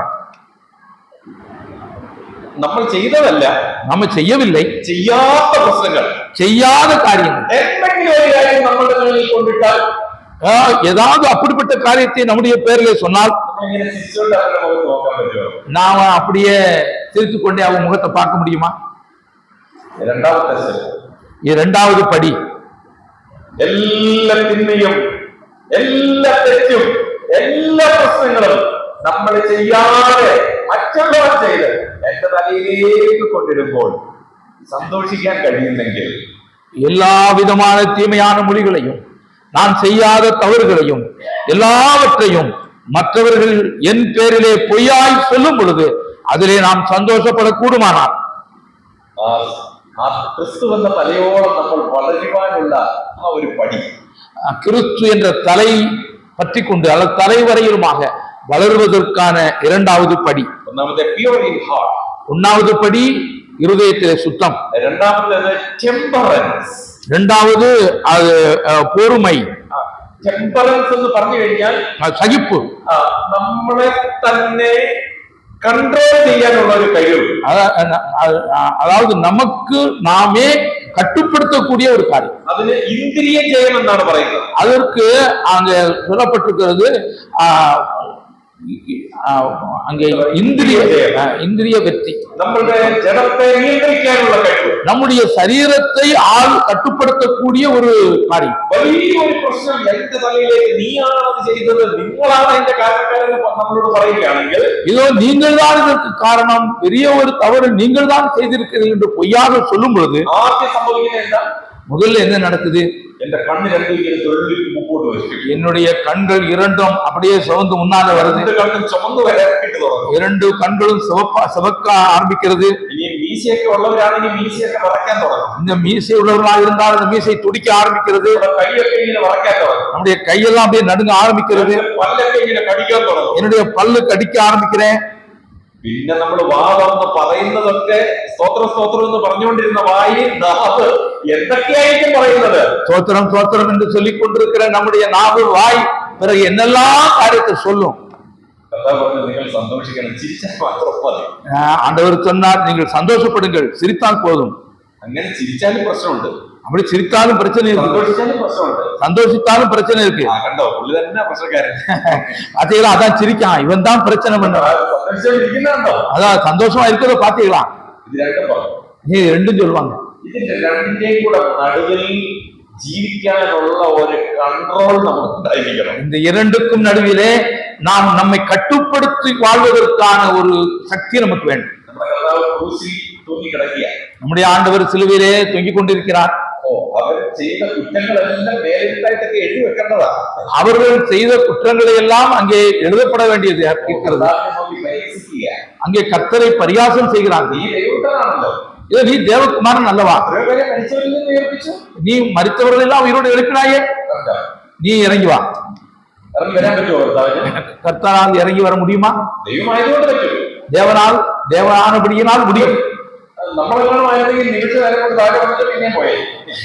நாம இருந்திருப்போமானால் ஒரு நிமிஷத்துல வந்து இறங்கிட்டு மறுபடியும் போயிருப்போம். എനിക്ക് പറ്റും, எனக்கு முடியும், പക്ഷെ ഞാൻ വരുന്നില്ല. ஆனால் நான் வரமாட்டேன். നമ്മളൊക്കെ പറയുന്നത് അങ്ങനെ. நாமெல்லாம் அப்படிதான் சொல்றோம். അപ്പൊ ഈ കർത്താവ് ഇത്ര ദൈവമായിരുന്നിട്ടും ദൈവത്തിന് ചെയ്യാൻ പറ്റിയിട്ടും ദൈവം അത് ചെയ്യുന്നില്ല. கர்த்தர் இவ்வளவு பெரியவராயிருந்தும் செய்யக்கூடிய வல்லமை அவருக்கு இருந்து ஒன்றுமே செய்யவில்லை. പിശാച് ഈ കല്ലപ്പമായി തീരാൻ കൽപ്പിക്കും. பிசாசு சொன்னா இந்த கல்லுகளை அப்பமாக்கி சாப்பிடு, സിമ്പിൾ ആയിട്ട് ചെയ്യാൻ പറ്റുന്നില്ല. அதை மிக லகுவாக செய்ய முடியும். പച്ചവെള്ളത്തെ വീഞ്ഞാക്കാൻ പറ്റുമെങ്കിൽ அங்கே சாதாரண தண்ணீரை திராட்சரசமாக மாற்றக்கூடுமானால் 5000 മാറ്റാമെങ്കിൽ 5 அப்பம் கொண்டு 5000 பேருக்கு அவர் ஆகாரம் கொடுக்க கூடுமானால் കല്ലപ്പമാക്കുന്ന സിമ്പിൾ പ്രോസസ് இந்த கல்லை அப்பமாக மாற்றி சாப்பிடுவது என்பது அவருக்கு மிக லேசான காரியம். ஆனா அப்படி ஆக்கினாரா? എനിക്ക് കഴിവുണ്ടെങ്കിലും ചെയ്യാൻ പറ്റുമെങ്കിലും ചെയ്യാതിരിക്കുന്ന ഒരവസ്ഥ. எனக்கு அதற்கான திறமை இருக்கிறது, அதை செய்ய என்னாலே முடியும், ஆனாலும் அதை செய்யாமல் இருக்கக்கூடிய ஒரு நிலைமை. കൺട്രോൾ മൈസെൽഫ്, அது என்னை நானே கட்டுப்படுத்துதல். ഞാൻ ആരാണെന്ന് നമ്മൾ ചിന്തിക്കണം. நான் யார் என்பதை முதலாவது யோசிக்க வேண்டும். നമ്മൾ സ്കൂട്ടറിൽ യാത്ര ചെയ്യുമ്പോൾ நாம ஸ்கூட்டர்ல போகும் பொழுது പല പ്രശ്നങ്ങളും അതിന്റെ ഇടയ്ക്കൊക്കെ വരാം. அங்கே இடையிடையே பல பிரச்சனைகள் வரும். ആദ്യം പറയുന്നത് നമ്മൾ എന്തെങ്കിലും ഒരു ചീത്ത വിളിക്കുകയാണ്, എന്തെങ്കിലും ഒന്ന് ചീത്ത വിളിക്കും, യാതൊരു സംശയമില്ല. பிரச்சனைகள் அப்படி வரும்போது முதலாவது ஏதாவது கெட்ட வார்த்தை சொல்லிடுவோம். ഓർത്തോണം നമ്മൾ ആരാ. அந்த நேரத்துல நம்ம யாருன்னு நினைக்கணும். നമ്മൾ ദൈവമക്കളാണ്, நாம் தேவ பிள்ளைகள். നമ്മൾ ആത്മതപനം ചെയ്യാൻ പോവായിരുന്നു മുതല്. நாம இன்று முதல் அந்த ஆத்ம தபனம் செய்ய போகிறோம். എന്റെ കർത്താവിന്റെ പൈതലാണെന്ന് ഞാൻ എന്നുള്ള ചിന്തയിൽ ജീവിക്കാൻ പോവുക. இதோ என்னுடைய கர்த்தருக்கு உரிய காரியத்திலே நான் இருக்க வேண்டும் என்று யோசிக்கிறோம். ഇങ്ങനെ പോയാൽ തീർന്നു, നമുക്കൊന്നും പറയാൻ പറ്റില്ല. ഇനി വളരെ പെട്ടെന്ന് ഞാൻ ഓടുകയാണ്. ഒന്നാമത്തെ കാര്യം നമ്മളോട് തന്നെ സംസാരിക്കുക. ஒன்னாவது விஷயம், நாம் நமக்கு நாமே போதிக்க வேண்டும். നമ്മൾ ഒരു ആത്മീക പർവ്വത ആരോഹണത്തിന് തയ്യാറായിട്ടിരിക്കുക. இரண்டாவது விஷயம், நம்ம ஒரு ஆவிக்குரிய மலை ஏற்றத்திற்கு ஆயத்தமாயிருக்க வேண்டும். ശുദ്ധിയോടെ മുന്നോട്ട് പോവുക. இதய சுத்தத்தோடு முன்னேற வேண்டும். നമ്മളെ കൺട്രോൾ ചെയ്ത് നമ്മൾ മുന്നോട്ട് പോവുക. நம்மை கட்டுப்படுத்திக் கொண்டு முன்னேற வேண்டும். മൂന്നാമത്തെ കാര്യം, you take the first step. மூன்றாவது விஷயம், முதலாவது நாம் அந்த முதற்படியை வைக்க வேண்டும். 5-ാം അധ്യായം 23-24 വാക്യങ്ങൾ. 5-ാം அதிகாரம் 23-24. എനിക്ക് ഒരു സഹോദരനോട് പ്രശ്നം ഉണ്ടെങ്കിൽ உன் பேரில் உன் சகோதரனுக்கு குறை உண்டென்று ഞാനും യേശുരാജ് സഹോദരനുമായിട്ട് ഒരു എന്താ പറയുന്നത് ജഗട அடி வழக்குണ്ടെന്ന് വിചാരിക്കുക. எனக்கும் சகோதரன் യേசுராஜுக்கும் ஒரு வழக்கு இருக்கிறது, அல்லாவிட்டால் அடிக்கடி இருக்கிறது. പക്ഷേ അങ്ങോട്ടും ഇങ്ങോട്ടും ആരും മിണ്ടുന്നില്ല, ഇവിടെ വന്നിരിക്കുകയാണ്. அங்கே ஒருத்தருக்கு ஒருத்தர் நாங்க பேசுறது இல்லை, இங்க வந்து உட்கார்ந்து இருக்கிறோம். ഞാൻ ആരാധനയ്ക്ക് വരുമ്പോൾ, ஆனால் நான் ஆராதனைக்கு வரும் பொழுது എനിക്ക് യേശുരാജ് ബ്രദറിനോട് എന്തെങ്കിലും ഉണ്ടെങ്കിൽ ഞാൻ റെക്കൺസൈൽ ചെയ്യുകയല്ല. எனக்கு சகோதரனோடு கூட ஏதாவது குறை இருக்குமானால் நான் அதை சரிப்படுத்துவதல்ல. ഈ സഹോദരന് എന്നോട് എന്തെങ്കിലും ഉണ്ടോ എന്ന് മനസ്സിലാക്കാനുള്ള കഴിവ് എനിക്ക് ഉണ്ടായിരിക്കണം. இந்த சகோதரனுக்கு என்னிடத்திலே ஏதாவது குறை இருக்கிறதா என்பதை நான் புரிந்து கொள்ள வேண்டும். എനിക്ക് അങ്ങോട്ടല്ല, எனக்கு அந்த பக்கம் அல்ல, അവിടുന്ന് ഇങ്ങോട്ട് എന്തെങ്കിലും ഉണ്ടോ എന്ന് മനസ്സിലാക്കാനുള്ള ഒരു കഴിവ്. அந்த பக்கத்தில் இருந்து என் பக்கமாக ஏதாவது குறை இருக்கிறதா என்ற ஒரு காரியத்தை பகுத்தறியும் ஒரு தன்மை. അതിനാണ് you take the first step. அதனாலதான் சொல்லப்பட்டிருக்கிறது, நீ முதலாவது உன் காலை எடுத்து வை. ഇനി മുതൽ നമ്മൾ അങ്ങനെ ചെയ്യാൻ പോവാ. இனி முதல் அப்படி நான் செய்ய போகிறேன். ഒരു സഹോദരനോ സഹോദരിക്ക് എന്തെങ്കിലും വിഷമം എന്നോടുണ്ടോ ഇല്ലയോ എന്നുള്ളത് കണ്ടുപിടിച്ച് നമ്മൾ ആ പ്രശ്നത്തിന് പരിഹാരം. ஒரு சகோதரனுக்கு என்னிடத்திலே ஏதாவது குறை இருக்கிறதா என்பதை நாம் கண்டறிந்து முதலாவது நாம் போய் முதல் படி எடுத்து வைத்து முதல் அடி எடுத்து வைத்து ஒப்புரவாக வேண்டும். രണ്ടാമത്തെ പോയിന്റിന്റെ 4-ാമത്തെ പോയിന്റ്, இரண்டாவது குறிப்பினுடைய 4வது குறிப்பு, 7-ാം അധ്യായം 12-ാമത്തെ വാക്യം. 7வது அதிகாரம் 12வது வசனம். അത് ഒരു ഗോൾഡൻ റൂളാണ്. அது ஒரு നിയമം, அது ஒரு தங்க வாக்கியம், ഒരു ഗോൾഡൻ റൂളാണ് നമ്മുടെ ജീവിതം. ஒரு தங்க வாக்கியம் தான். മനുഷ്യർ നിങ്ങൾക്ക് ചെയ്യണമെന്ന് നിങ്ങൾ ഇച്ഛിക്കുന്നതൊക്കെ നിങ്ങൾ അവർക്കും ചെയ്യുകയും, மனிதர்கள் உங்களுக்கு என்ன செய்ய வேண்டும் என்று நீங்கள் நினைக்கிறீர்களோ அதையே நீங்கள் மற்றவர்களுக்கும் செய்யுங்கள். You do what you expect. நீ என்ன எதிர்பார்க்கிறாதே அதை மற்றவர்களுக்கும் செய். ആ മനുഷ്യൻ എന്നോട് എന്ത് ചെയ്യണം, എങ്ങനെ ആയിരിക്കണമെന്നാണ് ഞാൻ ആഗ്രഹിക്കുന്നത്, அதை ഞാൻ അവർക്ക് ചെയ്യണം. அந்த மனுஷன் என்னிடத்திலே எப்படி நடக்க வேண்டும் என்று நான் விரும்புகிறேனோ அதை நான் முதலாவது செய்ய வேண்டும். പക്ഷെങ്കിൽ never expect he will do that. ஆனால் நான் செய்யும் பொழுது அது கொஞ்சம் கூட அவர் மதிக்கிறது இல்லை. എന്ന് പറഞ്ഞാൽ നിങ്ങൾ എന്താഗ്രഹിക്കുന്നോ അത് ഞാൻ നിങ്ങൾക്ക് ചെയ്യണം. എങ്ങനെ ചെയ്യണം? നിങ്ങളിൽ നിന്ന് ഞാൻ ഒന്നും പ്രതീക്ഷിക്കാതെ. ஏதோ நீங்கள் எனக்கு என்ன செய்ய வேண்டும் என்று விரும்புகிறேனோ அதே காரியத்தை நான் உங்களுக்கு செய்ய வேண்டும், ஆனால் உங்களிடத்திலிருந்து எதையும் எதிர்பார்க்காமல். അതാണ് ആത്മതപനം എന്ന് പറയുന്നത്. அதுதான் ஆத்ம தபனம் என்று சொல்லுங்கள். നമ്മൾ പ്രതീക്ഷിക്കുന്ന കാര്യങ്ങൾ നമ്മൾ ചെയ്തിട്ടും നമുക്ക് ഇങ്ങോട്ട് കിട്ടിയില്ലെങ്കിൽ നമ്മൾ തകർന്നു പോകാൻ സാധ്യതയുണ്ട്. ஏதோ நாம் எதிர்பார்க்கிற காரியங்களை நாம் செய்த பிற்பாடு நமக்கு பதிலாக ஏதாவது ஒன்று கிடைக்க வேண்டும் இல்லை என்று சொன்னால் நாம் மிகவும் தளர்ந்து விடுகிறோம். നമ്മൾ അതൊന്നും പ്രതീക്ഷിക്കാതെ, പ്രതിഫലിക്കാതെ അവര് നമ്മളിൽ നിന്ന് എന്ത് പ്രതീക്ഷിക്കുന്നു അത് ഞാൻ ചെയ്തു കൊടുത്തേ. ஏதோ நான் ஒன்றையும் எதிர்பார்க்காமல் நான் என்ன அவர்களை குறித்து நினைக்கிறேனோ அதை நான் அவர்களுக்கு செய்ய வேண்டும். അപ്പോൾ രണ്ട് കാര്യങ്ങൾ നമ്മൾ ചിന്തിച്ചു. அது ரெண்டு விஷயங்களையும் சிந்திக்கிறோம். ഈ മൂന്നാമത്തെ മെയിൻ പോയിന്റ്, மூணாவது ஒரு முக்கியமான குறிப்பு, we should be bold before man and broken before God. நாம மனிதருக்கு முன்பாக தைரியமாகவும் தேவனுக்கு முன்பாக நாம நொறுங்கின நிலைமையிலும் இருக்க வேண்டும். ഇത് നേരെ തിരിച്ചാണ് നമ്മുടെ ജീവിതത്തിൽ നടക്കാറുള്ളത്. இது நேர்மாறாகத்தான் நடக்கிறது. നമ്മൾ ദൈവത്തിന്റെ മുമ്പിൽ ദൈവസന്നിധിയിൽ നമ്മൾ ബോൾഡാണ്. தேவனுக்கு முன்பாக தேவனுடைய சன்னிதானத்திலே தைரியமா இருக்கிறோம். മനുഷ്യരുടെ മുമ്പിൽ നമ്മൾ തകർക്കപ്പെട്ടവരാ. ஆனால் மனிதர்களுக்கு முன்பாக நாம் தகர்ந்து போகிறோம். പക്ഷെങ്കിൽ ഈ ആത്മതപനം കഴിഞ്ഞുണ്ടല്ലോ, മനുഷ്യർ എന്നെ എന്ത് ചെയ്യും? കാരണം ഞാൻ ദൈവത്തിന്റെ സന്നിധിയിൽ തകർക്കപ്പെട്ടവൻ. ஏதோ மனிதர்கள் எனக்கு என்ன செய்யக்கூடும், நான் ஆத்ம தமனம் செய்திருக்கிறேன், ஆகையினாலே தேவன் என்னை பலப்படுத்துவார் என்று நாம் சொல்ல முடியும். റോമാലേഖനം 8-ാം അധ്യായത്തിൽ പൗലോസ് പറയുക, ദൈവം എന്നെ നീതീകരിച്ചുവെങ്കിൽ എന്നെ ആര് കുറ്റപ്പെടുത്തും? ரோமருக்கு 8-ஆம் அதிகாரத்திலே பவுல் சொல்லுகிறார் அல்லவா, தேவன் என்னை நீதிமானாக்கி இருக்க எனக்கு விரோதமாய் குற்றப்படுத்துகிறவன் யார்? കർത്താവിന്റെ സന്നിധിയിൽ ഞാൻ തകർക്കപ്പെട്ടവനാണെങ്കിൽ, என்னுடைய ஆண்டவருடைய சன்னிதானத்திலே நான் நொறுங்குண்டவனாக இருக்கும் பொழுது മനുഷ്യരുടെ മുമ്പിൽ എനിക്ക് ബോൾഡായിരിക്കാനായിട്ട് സാധിക്കും. மனிதர்கள் முன்பாக நான் தைரியமா இருக்க முடியும். പൗലോസിന്റെ ജീവിതം തകർന്ന ഒരു ജീവിതമായിരുന്നു. அவருடைய வாழ்க்கை தேவனுக்கு முன்பாக ஒரு தகர்க்கப்பட்ட வாழ்க்கையாயிருந்தது. തന്റെ ജീവിതത്തിൽ എത്രയോ പ്രശ്നങ്ങൾ, அவருடைய வாழ்க்கையில் எத்தனையோ பிரச்சனைகள், സഭയിലെ പ്രശ്നങ്ങൾ, சபையிலே பிரச்சனைகள், മുഖാന്തരം ഉളവായ സഭയിലെ വിശ്വാസികൾ തന്നെ എത്രമാത്രം ഉപദ്രവിച്ചു എന്നറിയാം. அவர் மூலமாக உண்டான தல சபைகளில் உள்ள விசுவாசிகள் மூலமாக அவர் எத்தனையோ பிரச்சனைகளை சந்தித்தார். കള്ള സഹോദരന്മാരായുള്ള ആപത്ത്, பவுல் சொல்கிறார், கள்ள சகோதரர்களால் நேரிட்ட கஷ்டங்கள் കൊരിന്ത്യ സഭ പൗലോസ് മുഖാന്തരം ഉണ്ടായതാ. கொரிந்து சபை பவுலால் உண்டானதுதான். അവർ ചോദിക്കുക, നീ അപ്പോസ്തലനാണോ? அவர்கள் கேட்கிறார்கள், நீ அப்போஸ்தலனா? നിങ്ങൾക്ക് വേണ്ട, உன்னை எனக்கு வேண்டாம். പൗലോസ് അവർക്ക് പറയുക, ഞാൻ നിങ്ങളെ ഓർക്കുമ്പോഴൊക്കെ ഞാൻ എന്റെ ദൈവത്തിന് സ്തോത്രം ചെയ്യും. அங்கே பவுல் அவர்களை பற்றி சொல்லுகிறார், அவர்களை பார்த்து சொல்லுகிறார், உங்களை நினைக்கும் பொழுதெல்லாம் நான் தேவனை ஸ்தோத்திரிக்கிறேன். നമ്മളെ കൊണ്ട് പറ്റുമോ? இது நம்மால் சொல்ல முடியுமா? പൗലോസ് എത്ര ആത്മീകമായിട്ട് ഉന്നതനായ ഒരു മനുഷ്യനാണെന്ന് നോക്കുക. பவுல் ஆவிக்குரிய நிலைமையிலே எவ்வளவு மேன்மையானவராய் இருந்தார் என்று எண்ணுங்கள். കൊരിന്ത്യരുടെ മുമ്പിൽ പൗലോസ് തകർക്കപ്പെട്ടവനല്ല. கொரிந்தியருக்கு முன்பாக பவுல் ஒரு நொறுங்கினவர் அல்ல. കൊരിന്ത്യരുടെ മുമ്പിൽ പൗലോസ് ബോൾഡാണ്. கொரிந்தியருக்கு முன்பாக பவுல் தைரியமாயிருக்கிறார். ഞാൻ വഴിയോടുകൂടെ നിങ്ങളുടെ അടുത്ത് വരണോ? பவுல் சொல்லுகிறார், நான் பிரம்போடு வர வேண்டுமா? അതല്ലേ സൗഖ്യത്തോടെ വരണോ? அதாவிட்டால் நான் பொறுமையோடு கூட வர வேண்டுமா? നിങ്ങളുടെ സ്വാഖ്യ പത്രങ്ങളാണ്, நீங்கள் என்னுடைய பிள்ளைகள் എന്ന് പറഞ്ഞാൽ ഞാൻ മുഖാന്തരമാണ് നിങ്ങൾ ക്രിസ്തുവിന്റെ മക്കളായി തീർന്നത് என்று சொன்னால் என் மூலமாகத்தான் நீங்கள் கிறிஸ்துவின் பிள்ளைகளாக மாறுவீர்கள். ധൈര്യത്തോടെയാണ് ഞാൻ സംസാരിക്കുന്നത്. அந்த தைரியத்தோடு தான் நான் உங்களுக்கு சொல்லுகிறேன். You should be bold before man and broken before God. நாம் மனிதருக்கு முன்பாக தைரியமாகவும் தேவனுக்கு முன்பாக நொறுங்கின மனதுடையவர்களாக இருக்க வேண்டும். ഞാൻ ആ ഭാഗങ്ങളൊന്നും ഇനി വിശദീകരിക്കുന്നില്ല. அந்த பகுதிகளை நான் ஒன்று விரிவாக சொல்வதில்லை. നാലാമത്തെ പോയിന്റ്, நாலாவது குறிப்பு, 2 കൊരിന്ത്യർ 10-ാം അധ്യായം 4 മുതൽ 8 വരെയുള്ള വാക്യം. 2 കൊരിന്ത്യർ 10-ஆம் அதிகாரம் 4 முதல் 8 வரை உள்ள வசனம். വളരെ വിലപ്പെട്ട ഒരു വാക്യമാണ്. அது மிகவும் விலையேறப்பட்ட வார்த்தை. അവിടെ ആ വാക്യം നമ്മൾ വായിക്കുന്നത്, കോട്ടകളെ ഇടിപ്പാൻ ദൈവസന്നിധിയിൽ ശക്തിയുള്ളവ ആകയാൽ ഞങ്ങൾ സങ്കല്പങ്ങളും ദൈവത്തിന്റെ പരിജ്ഞാനത്തിന് വിരോധമായി പൊങ്ങുന്ന എല്ലാ ഉയർച്ചയും ഇടിച്ചു കളഞ്ഞ് ഏത് വിചാരത്തെയും ക്രിസ്തുവിനോടുള്ള അനുസരണത്തിനായിട്ട് பிடிச்சடக்கி. எங்களுடைய போராயுதங்கள் மாம்சத்துக்கு ஏற்றவைகளாய் இராமல் அரண்களை நிர்மூலமாக்குவதற்கு தேவபலமுள்ளவைகளாய் இருக்கிறது.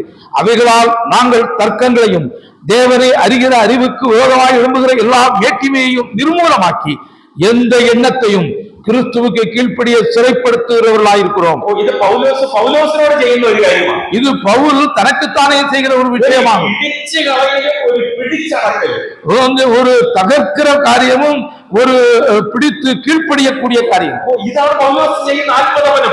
இதுதானே பவுலுக்கு வந்து அவர் செய்கிற ஆத்ம தபனம். இது நமக்கு ചെയ്യാൻ കഴിയണം. இது நம்மாலையும் செய்ய முடிய வேண்டும். ക്രിസ്തുവിന്റെ പരിജ്ഞാനത്തിന് വിരോധമായിട്ട് പൊങ്ങുന്ന ഏത് ഉയർച്ചയെയും നമ്മൾ പിടിച്ചടക്കണം. தேவனை அறிகிற அறிவுக்கு விரோதமாய் எழும்புகிற எல்லா வேற்றுமையையும் நிர்மூலமாக்க வேண்டும். ஒரு இடிச்சு കളയലും ഒരു പിടിച്ചടക്കലും, ஒரு நிர்மூலமாக்குதலும் ஒரு கீழ்ப்படிய செய்தலும். നമ്മൾ ആത്മീയമായ കാര്യങ്ങൾ പിടിച്ചടക്കി ജഡീകമായത് തകർത്ത് കളഞ്ഞുകൊണ്ട് നമുക്ക് ഈ ഭൂമിയിൽ ജീവിക്കാനായിട്ട് കഴിയണം. ஆவிக்குரிய காரியங்களை நாம் சொந்தமாக்கி கொண்டு மாம்சத்துக்குரிய காரியங்களை நிர்மூலமாக்க வேண்டும். അഞ്ചാമത്തെ പോയിന്റ്, 5வது குறிப்பு, നമ്മളുടെ ജീവിത നിയന്ത്രണത്തിലൂടെ ഒരു ദിവ്യ സ്വഭാവത്തിന് അടിമകളായി മാറുക.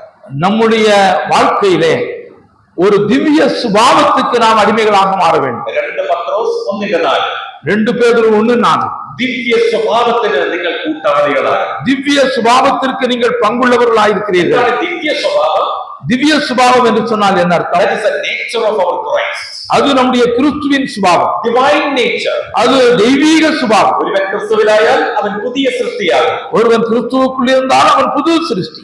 അവൻ ഓരോ ദിവസവും ക്രിസ്തുവിന്റെ സ്വഭാവത്തോട് അനുരൂപരായിക്കൊണ്ടേയിരിക്കും. அவன் ஒவ்வொரு நாளும் கிறிஸ்துவின் சுபாவத்தோடு கூட அவன் மாறிக்கொண்டே இருக்க வேண்டும். എങ്ങനെ നമ്മുടെ ജീവിതം ദിവ്യ സ്വഭാവത്തിലേക്ക് വരും? எப்படி நம்முடைய வாழ்க்கை அந்த திவ்ய சுபாவத்தினால் நிரம்பும்? നമ്മുടെ 3 കാര്യങ്ങളിൽ വ്യത്യാസമുണ്ടാകും. நம்முடைய 3 விஷயங்களில் ஒரு வித்தியாசம் ஏற்பட வேண்டும். ഒന്ന് നമ്മുടെ പ്രകൃതിയിൽ വ്യത്യാസമുണ്ടാകും. ஒன்று நம்முடைய தோற்றத்தில் வித்தியாசம் இருக்க வேண்டும். 103 സങ്കീർത്തനത്തിൽ ദാവീദ് പറയുന്നുണ്ട്, നീ എന്റെ പ്രകൃതി അറിയുന്നുവല്ലോ. 103 சங்கீதத்திலே தாவீது சொல்கிறார், நீர் என்னுடைய தோற்றத்தை அறிந்திருக்கிறீர். You know my nature. நீர் என்னுடைய சுபாவத்தை அறிந்திருக்கிறீர். ഞാൻ ഒരു പൊടിയാകുന്നു. நான் மண்ணாக இருக்கிறேன். நான் ஒன்றுமில்லை. എന്റെ സ്വഭാവം എല്ലാം ദൈവമേ നിനക്കറിയാം. எல்லாவற்றையும் தேவனே உனக்கு தெரியும். എല്ലാവർക്കും ഓരോ പ്രകൃതിയുണ്ട്. நமக்கு எல்லாருக்கும் ஒரு இயற்கையான சுபாவம் இருக்கிறது. ആ ജഡത്തിന്റെ പ്രകൃതിയിൽ നിന്ന് ആത്മപ്രകൃതിയിലേക്ക് വരണം. அந்த விதமான மாமிச அந்த சுபாவத்திலிருந்து ஆவிக்குரிய சுபாவத்துக்கு வர வேண்டும். നമ്മുടെ പ്രകൃതിക്ക് മാറ്റം വരണം. நம்முடைய அந்த இயற்கையான சுபாவத்துக்கு ஒரு மாற்றம் வர வேண்டும். പ്രകൃതി എന്ന് പറയുന്നത് സ്വഭാവം എന്ന് പറയാൻ പറ്റത്തില്ല. சுபாவம் என்று சொல்ல முடியாது. പ്രകൃതി, സ്വഭാവം, വ്യക്തിത്വം. அங்கே சுபாவம், நம்முடைய ஆழ்தன்மை இதெல்லாம் குறிக்கிறது. ഈ 3 കാര്യങ്ങൾ, നേച്ചർ, ക്യാരക്ടർ, പേഴ്സണാലിറ്റി.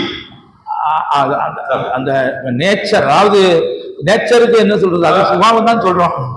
அது அவங்க நேச்சரு, அவங்க சுபாவம்னு சொல்றோம். 103 സങ്കീർത്തനം വന്നിട്ട് അതിലാ വാക്യമുണ്ട്. நான் தமிழ்ல அப்படிதான் சொல்றோம். സ്വഭാവമാണോ? அது நேச்சர்னா சுபாவம். 103 സങ്കീർത്തനം 14ാമത്തെ വാക്യം നോക്കി. 103 சங்கீதம் 14வது. അവൻ നമ്മുടെ പ്രകൃതി അറിയുന്നവല്ലോ. അതിൽ എന്താണ്? நம்முடைய உருவம். நம்முடைய உருவம். അപ്പോൾ നമ്മളുടെ നേച്ചറിന് വ്യത്യാസം വരണം. நம்முடைய உருவத்துக்கு வித்தியாசம் வர வேண்டும். நம்மளுடைய கேரக்டர், സ്വഭാവത്തിന് വ്യത്യാസം, நம்முடைய சுபாவத்திலே வித்தியாசம் வர வேண்டும். 3 നമ്മുടെ പേഴ്സണാലിറ്റിക്ക് വ്യത്യാസം വരണം, വ്യക്തിത്വത്തിന് വ്യത്യാസം, நம்முடைய ஆழ்தன்மைக்கு வித்தியாசம் வர வேண்டும். ഇതെല്ലാം വലിയ വിഷയമാണ്. இது ஒரு பெரிய விஷயம் தான். ഇപ്പോൾ ആ വിഷയത്തിലേക്ക് ഒന്നും ഞാൻ കടക്കുന്നില്ല. இப்ப அந்த விஷயத்துக்கு போக முடியாது. അപ്പോൾ ഈ 3 കാര്യങ്ങൾക്ക് വ്യത്യാസം സംഭവിക്കുമ്പോൾ, இந்த 3 விஷயங்களுக்கும் வித்தியாசம் வரும் பொழுது, വ്യത്യാസം വരണമെങ്കിൽ ആത്മതപനം വേണം. வித்தியாசம் வர வேண்டுமானால் ஆத்மதபனம் செய்யணும். ആത്മതപനം ചെയ്യുമ്പോൾ ഓട്ടോമാറ്റിക് ആയിട്ട് ഈ നേച്ചറിനും ക്യാരക്ടറിനും പേഴ്സണാലിറ്റിക്കും അതിന് டிரான்ஸ்ஃபர்மேஷன் ഉണ്ടായിക്കൊണ്ടിരിക്കും. ஆக நீங்கள் ஆத்மதபனத்தை உண்மையாய் செய்யும் பொழுது இந்த காரியங்களுக்கெல்லாம் உண்மையாகவே உங்களுக்கு மாற்றம் உண்டாகும். நமக்கு ஒரு திவ்ய சுபாவம் உண்டாகும். நமக்கு ஒரு திவ்ய சுபாவம் வர வேண்டும். Christ like character. கிறிஸ்துவினுடைய சுபாவம். അതാണ് ക്രിസ്തുവെന്ന തലയോളം സകലത്തിലും വളരുവാനിടയാകുമെന്ന്. எல்லாவற்றிலும் கிறிஸ்து என்ற தலையை பற்றி கொண்டு அந்த தலைவரையிலுமாக வளருகிற ஒரு நிலைமை. ஒன்னாவது, ഒരു ആത്മപൂർണമായ ജീവിതം നയിച്ചാലേ ഈ വ്യത്യാസം ഉണ്ടാവുകയുള്ളൂ. ஒரு ஆவிக்குரிய வாழ்க்கையை பூரணமாய் கடைபிடிக்கும் பொழுதுதான் இந்த வித்தியாசம் வரும். ഗലാത്യ ലേഖനം 5-ാം അധ്യായം 22 മുതലുള്ള വാക്യങ്ങൾ. ഗലാത്യർക്കുള്ള നിരുപം 5-ാം அதிகாரம் 22 உள்ள வசனங்கள். ജഡത്തിന്റെ പ്രവൃത്തികൾ ആത്മാവിന്റെ ഫലം. அங்கே மாம்சத்தின் கிரியைகள் ஆவியின் கனி. ജഡത്തിന്റെ ആ പ്രവൃത്തികൾ മാറിയാലേ ആത്മാവിന്റെ ഫലം നമുക്ക് ഉളവാക്കാൻ കഴിയും. மாமிசத்தின் கிரியைகள் நம்மை விட்டு அகன்று போகும் பொழுதுதான் ஆவியின் கனி நம்மிலே புறப்படும். അതാണ് ആത്മപൂർണമായ ഒരു മനുഷ്യ പ്രകൃതി. அதுதானே ஒரு பூரணமான ஆவிக்குரிய மனித சுபாவம். இரண்டாவது സന്തോഷഭരിതമായ നന്ദി നിറഞ്ഞ ഒരു ഹൃദയം നമുക്കുണ്ടായിരിക്കണം. சந்தோஷம் நிறைந்த நன்றி உள்ள ஒரு இருதயம் நமக்கு இருக்க வேண்டும். കൊലോസ്യർ 3-ാം അധ്യായത്തില് 3-ാം அதிகாரத்திலே 2 കാര്യങ്ങൾ പറഞ്ഞിട്ടുണ്ട്. 2 விஷயங்கள் சொல்லப்பட்டிருக்கு. നിങ്ങൾ ദൈവത്തിന് നന്ദി പറയണം. நீங்கள் தேவனுக்கு நன்றி சொல்ல வேண்டும். ആ നന്ദി, താങ്ക് യു, അതാണ് സ്തോത്രം. அந்த அவ்விதமாய் நன்றி சொல்லுதல், அதுதான் ஸ்தோத்திரம் செய்தல். ஸ்தோத்திரம் என்று പറഞ്ഞാൽ താങ്ക് യു, താങ്ക്സ്, നന്ദി എന്നാണ്. ஸ்தோத்திரம் என்று சொன்னால் நன்றி சொல்லுதலா. ബ്രദറുകാരായിരിക്കുന്ന നമ്മൾ സ്തോത്രം கொஞ்சம் പറയും. நம்ம சகோதர சபையை சேர்ந்தவங்க ஸ்தோத்திரம் கொஞ்சம் தான் சொல்லுவோம். സ്തോത്രം വളരെ കുറച്ചേ നമ്മൾ പറയാറ്. ஸ்தோத்திரத்தை ரொம்ப குறைவா தான் சொல்றோம். നിങ്ങൾക്ക് സ്തോത്രം പറയണം, நீங்க ஸ்தோத்திரம் சொல்லணுமா? നിങ്ങൾ സ്തോത്രം പറയണമെങ്കിൽ நீங்கள் ஸ்தோத்திரம் செய்ய வேண்டுமானால் പൗലോസ് പറയുന്നു നന്ദി ഉള്ളവരായിരിക്കണം. பவுல் சொல்லுகிறார் நன்றி உள்ளவர்களாக இருக்க வேண்டும். നന്ദി ഉള്ളവർക്ക് മാത്രമേ നന്ദി പറയാൻ പറ്റൂ. நன்றியுடன் இருக்கிறவர்கள் தான் நன்றி சொல்ல முடியும். ഞാൻ ബ്രദറിന് ഒരു ഗിഫ്റ്റ് കൊടുത്തു. நான் சகோதரனுக்கு ஒரு பரிசு கொடுக்கிறேன். ഞാൻ ഈ ഗിഫ്റ്റ് കൊടുത്തപ്പോൾ ബ്രദറിന് വേണമെങ്കിൽ താങ്ക് യു പറയാം. நான் இந்த பரிசை சகோதரனுக்கு கொடுக்கும் பொழுது வேண்டுமானால் அவர் நன்றி என்று சொல்லலாம். അതാണ് സ്തോത്രം. அதுதான் ஸ்தோத்திரம். പക്ഷെ ഇത് പോക്കറ്റിൽ വെച്ചിട്ട് ஆனால் இதை பையில வைத்துக் கொண்டு എപ്പോഴൊക്കെ അത് കയ്യിലിരിക്കുന്നു അപ്പോഴൊക്കെ ബ്രദറിന്റെ ഹൃദയം നന്ദി കൊണ്ട് നിറയും. எப்பொழுதெல்லாம் இது என் கையில இருக்கிறதோ அப்பொழுதெல்லாம் என் இருதயம் நன்றியினால் நிரம்பும். ഹൃദയം നന്ദി കൊണ്ട് നിറയുകയാണ്. இருதயம் நன்றியினால் நிறைகிறது. അപ്പോഴെല്ലാം ഡാനിയൽ ബ്രദർ താങ്ക് യു എന്നൊന്നും പറയത്തില്ല. அப்போ எல்லாம் டானியல் உங்களுக்கு நன்றி நன்றி என்று சொல்வதில்லை. ഒറ്റ പ്രാവശ്യമേ സ്തോത്രം പറയുന്നത്. ஒரு தடவைதான் ஸ்தோத்திரம் சொல்லுகிறார். ഇത് എപ്പോഴൊക്കെ ഓർക്കുന്നോ കാണുന്നോ, ஆனால் இது எப்பொழுதெல்லாம் அவர் நினைக்கிறாரோ பார்க்கிறாரோ അപ്പോഴെല്ലാം ഹൃദയം നന്ദി കൊണ്ട് നിറയുകയാണ്. இருதயம் நன்றியினால் நிறைகிறது. ദൈവം നമുക്ക് എന്തെല്ലാം ഉപകാരം ചെയ്തു. தேவன் நமக்கு என்னவெல்லாம் உபகாரம் செய்தார். ഇത് പോക്കറ്റ് ഇരുന്നോ. That's A gift. Thank you. നല്ല പേരെയാണ് ഇത്ര നേരം ട്രാൻസ്ലേറ്റ് ചെയ്തതിന് ഗിഫ്റ്റ്. നന്ദി നന്ദി. അപ്പോൾ നമ്മൾ ദൈവം ചെയ്ത ഉപകാരങ്ങൾ നമ്മൾ നന്ദി ഉള്ളവരായിട്ടായിരുന്നാലേ നമുക്ക് നന്ദി പറയാൻ പറ്റും. அப்ப தேவன் செய்த உபகாரங்களை நினைத்து நன்றியினால் நிறைந்திருக்கும் பொழுதுதான் நாம் நன்றி சொல்லுவவர்களாக இருக்க முடியும். അപ്പോൾ സന്തോഷഭരിതമായ നന്ദി നിറഞ്ഞ ഒരു ഹൃദയവും ജീവിതവും ഉണ്ടെങ്കിൽ മാത്രമേ നമുക്ക് ദൈവത്തെ സ്തുതിക്കുവാനായിട്ട് കഴിയൂ. ஆக சந்தோஷம் நிறைந்த சந்தோஷமான நன்றி நிறைந்த இருதயம் இருந்தால்தான் தேவனை உண்மையாகவே நாம் துதிக்க முடியும். ஸ்தோத்திரம் செலுத்தும். மூன்றாவது காரியம், കീഴ്പ്പെടുത്തുന്ന അല്ലെങ്കിൽ കീഴ്പ്പെടുന്ന ഒരു ആത്മീയ ജീവിതം നമുക്കുണ്ടായിരിക്കണം. கீழ்ப்படுதலுள்ள ஒரு ஆவிக்குரிய வாழ்க்கை வேண்டும். ഒരു സറണ്ടറിംഗ് ക്രിസ്ത്യൻ ലൈഫ് നമുക്കുണ്ടായിരിക്കണം. ஒரு அர்ப்பணிக்கக்கூடிய ஒரு கிறிஸ்தவ வாழ்க்கை இருக்க வேண்டும். എന്ന് പറഞ്ഞാൽ ദൈവം നമ്മളോട് എന്ത് പറയുന്നോ ദൈവസന്നിധിയിൽ നമ്മളെ തന്നെ താഴ്ത്തി കൊടുക്കുന്ന അവസ്ഥ. அப்படி என்று சொன்னால் தேவன் என்ன சொல்லுகிறாரோ அதற்கு ஏற்றபடி தேவ சன்னிதானத்திலே நம்மை தாழ்த்துகிற ஒரு நிலைமை. നമുക്കറിയാം നമ്മുടെ കർത്താവിന്റെ മാതാവ് മറിയ പറഞ്ഞ ഒരു വാക്ക്. நமக்கு எல்லாருக்கும் தெரியும், நம்முடைய ஆண்டவருடைய தாய் சொன்ன வார்த்தை, ഇതാ ഞാൻ കർത്താവിന്റെ ദാസി. இதோ நான் தேவனுக்கு அடிமை. നിനക്ക് എന്താണോ ഇഷ്ടം എന്റെ ജീവിതത്തിലൂടെ അത് നിറവേറ്റുവാൻ ഞാൻ உம்முடைய பிரியம் என் வாழ்க்கையிலே நிறைவேறட்டும், அதற்கு நான் ஆயத்தமாய் இருக்கிறேன். തൊട്ടടുത്ത ദിവസം മുതൽ, அடுத்த நாள் முதல் അല്ല ഒരു 2-3 മാസം കഴിഞ്ഞ്, 2-3 மாதங்கள் கழித்து ഞാൻ ആ തെരുവിലൂടെ നടക്കുമ്പോൾ நான் அந்த தெருவிலே நடக்கும் பொழுது എല്ലാവരും എന്നെ നോക്കിക്കളിയാണ്. எல்லாரும் என்னை அவர்கள் கேலி செய்வார். ഇവൾ വിവാഹം കഴിഞ്ഞോളല്ലോ, இவள் திருமணமாகவில்லையே, പക്ഷേ അവന്റെ എങ്ങനെയാ പോന്നേന്ന് നോക്കി. பாருங்க எப்படி போறாங்க. കർത്താവേ നിനക്ക് വേണ്ടി നിന്ന സഹിക്കാൻ ഞാൻ തയ്യാറാണെന്നാണ് ആ മറിയ പറഞ്ഞിരിക്കുന്നത്. இதோ கர்த்தாவே உமக்காக நான் நிந்தையை சகிக்க தயாராய் இருக்கிறேன் என்றுதான் மரியாள் சொன்ன வார்த்தை. ഞാൻ നിന്റെ ദാസൻ ദാസി, நான் உன்னுடைய அடிமை, உம்முடைய அடியாள், നിന്റെ ഇഷ്ടം എന്റെ ജീവിതത്തിൽ നിറവേറട്ടെ, உம்முடைய விருப்பம் என் வாழ்க்கையில நிறைவேறட்டும். അതാണ് സമർപ്പിക്കപ്പെട്ട ഒരു ക്രിസ്തീയ ജീവിതം. அதுதானே ஒரு சமர்ப்பிக்கப்பட்ட, அதாவது அர்ப்பணிக்கப்பட்ட ஒரு கிறிஸ்தவ வாழ்க்கை. നാമത്തിന് വേണ്ടി കഷ്ടം സഹിക്കാനുള്ള ഒരു മനസ്സ്, கர்த்தருடைய நாமத்துக்காக கஷ்டம் சகிப்பதற்கான ஒரு மனம், ആത്മാവിനാൽ നിറയപ്പെട്ട നിയന്ത്രിക്കപ്പെട്ട ഒരു ജീവിതം, അനുസരിച്ച് നടക്കുന്ന ഒരു ജീവിതം നമുക്കുണ്ടായി. பரிசுத்த ஆவியானவரால் கட்டுப்படுத்தப்பட்ட ஆளுகை செய்யக்கூடிய அப்படிப்பட்ட ஒரு ஆவிக்குரிய வாழ்க்கையை நாம் செய்ய வேண்டும். ആറാമത്തെ കാര്യം, ஆறாவது விஷயம், അതുകൂടെ പറഞ്ഞ് നിർത്താം, அதை கூட சொல்லி முடிக்கலாம். എസ്രായുടെ പുസ്തകം 8:21. எஸ்ராவின் புஸ்தகம் 8ஆம் அதிகாரம் 21வது வசனம். വളരെ പെട്ടെന്ന് ഞാൻ അവസാനിപ്പിക്കാം. நான் வேகமாக நிறைவு செய்கிறேன். എസ്രായുടെ പുസ്തകം 8ആം അധ്യായം 21ാമത്തെ വാക്യം. எஸ்ராவின் புஸ்தகம் 8ஆம் அதிகாரம் 21வது. അനന്തരം ഞങ്ങളുടെ ദൈവത്തിന്റെ സന്നിധിയിൽ ഞങ്ങളെ തന്നെ താഴ്ത്തേണ്ടതിനും, நாங்கள் எங்கள் தேவனுக்கு முன்பாக எங்களை தாழ்த்துகிறதற்கும், അതിന്റെ താഴെ വായിക്കുന്നു, ഒരു ശുഭയാത്ര അവനോട് യാചിക്കേണ്ടതിന്, அதற்கான செவ்வையான வழியை தேடுகிறதற்கும் ഒരു ഉപവാസം പ്രസിദ്ധപ്പെടുത്തി. ஒரு உபவாசத்தை கூறினேன். അതാണ് ആനാ. அதுதான் ஆனா, ആത്മതപനം. ஆத்ம தபனம். ആ ഉപവാസത്തിന് പറയുന്ന പേരാണ് ആത്മതപനം. அந்த உபவாசத்துக்கு சொல்லப்படுகிற பேர் தான் ஆத்ம தபனம். മനസ്സിലായോ? புரிஞ்சிச்சா? പഴയ നിയമത്തിൽ ഈ ആത്മതപനം ഒരുപാട് പ്രാവശ്യമുണ്ട്. அப்போ பழைய ஏற்பாட்டில் இந்த ஆத்ம தபனம் என்பது ஏராளமான முறை இருக்கிறது. എന്തിനാണ് ഈ ഉപവാസം? ஏன் இந்த உபவாசம்? ഒന്നാമത്തെ കാര്യം എന്നെ തന്നെ ദൈവസന്നിധിയിൽ അപ്പള് ചെയ്യുന്നതിന് വേണ്ടി. முதலாவதாக தேவனுக்கு முன்பாக என்னை தாழ்த்துகிறதற்காக. നമ്മൾ എന്തിനൊക്കെ ഉപവസിക്കാറുള്ളത്? நாம் இன்றைக்கு எதற்காக உபவாசிக்கிறோம்? ഉപവാസം ഉണ്ടോ? சகோதர சபையில் இருக்கிறவர்களுக்கு உபவாசம் இருக்குதா? നമ്മൾ ഉപവാസം എടുക്കാറുണ്ടോ? நம்ம உபவாசம் செய்யறோமா? തന്നെ തന്നെ ദൈവസന്നിധിയിൽ താഴ്ത്തുന്നതിന് വേണ്ടി അവർ ഉപവാസം എടുക്കുന്നു. தங்களை தாங்களே தேவ சன்னிதானத்தை தாழ்த்துகிறதற்காக அவர்கள் உபவாசம் செய்கிறார். ഒരു ശുഭയാത്രയ്ക്ക് വേണ്ടിയാണ്. ஒரு செவ்வையான வழிக்காக. എന്തിനു വേണ്ടി? எதற்காக? ஒரு பெரிய திரும்பி வருதல். இப்பொழுது பாபிலோனில் இருக்கிறார்கள். அவர்கள் அந்நிய தேசத்திலே. ஆண்டவர் சொன்ன வருஷங்கள் நிறைவேற போகிறது. நீங்கள் உங்களுடைய தேசத்துக்கு திரும்பி வரப்போகிறீர்கள். ஒரு திரும்ப வருதல், ஒரு செவ்வையான வழி. நீங்கள் திரும்பி வர வேண்டுமா? ஆவிக்குரிய நிலைமையில உயர்வதற்கு அங்கேதானே இந்த யோம் கிப்பூருடைய ஒரு சிறப்பு என்று சொல்லக்கூடிய அந்த திருவிழாவினுடைய ஒரு சிறப்பு. இதற்காக தேவனிடத்திலே கேட்பதற்காக, கெஞ்சி கேட்பதற்காக, கெஞ்சுதல் என்ற வார்த்தை. ரெண்டு காரியம். முதலாவது என்னை தாழ்த்துவதற்காக.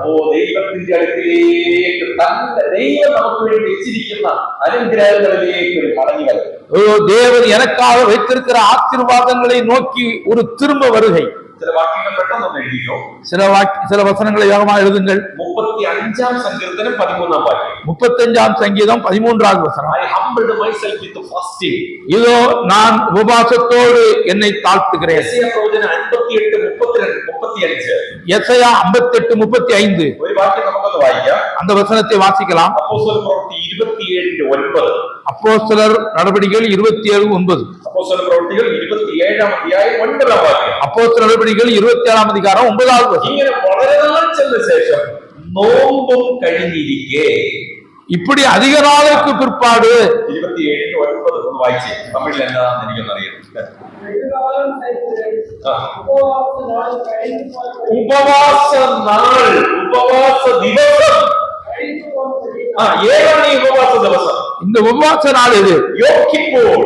யோம் கிப்பூர் അതായത് ആത്മതപനം, அதாவது ஆத்ம தபனம். പൗലോസ് ആ ദിവസം ദൈവസന്നിധിയിൽ താൻ അത് യൂട്ടിലൈസ് ചെയ്തു. பவுல் அந்த நாளை தேவ சன்னிதானத்தை பயன்படுத்தினார். ആ നോമ്പ്, ഉപവാസം, அந்த உபவாச நாள் എന്ന് പറഞ്ഞു കഴിഞ്ഞാൽ നിങ്ങൾ ഭക്ഷണം നിങ്ങൾ കഴിക്കരുത് என்று சொன்னால் நீங்கள் ஆகாரம் சாப்பிடக்கூடாது. നിങ്ങൾ വേറെ ജോലി ഒന്നും ചെയ്യരുത്. வேற வேலை ஒன்றும் செய்யக்கூடாது. ദൈവസന്നിധിയിൽ നിങ്ങൾ നിങ്ങളെ തന്നെ താഴ്ത്തണം. தேவ சன்னிதானத்திலே நீங்கள் உங்களையே தாழ்த்த வேண்டும். நீங்கள் உங்கள் இதயத்தை நொறுக்க வேண்டும். ஆத்மாவை தகர்க்க வேண்டும். உங்களுக்கு ஒரு பெரிய திரும்ப வருதல் அவசியம்.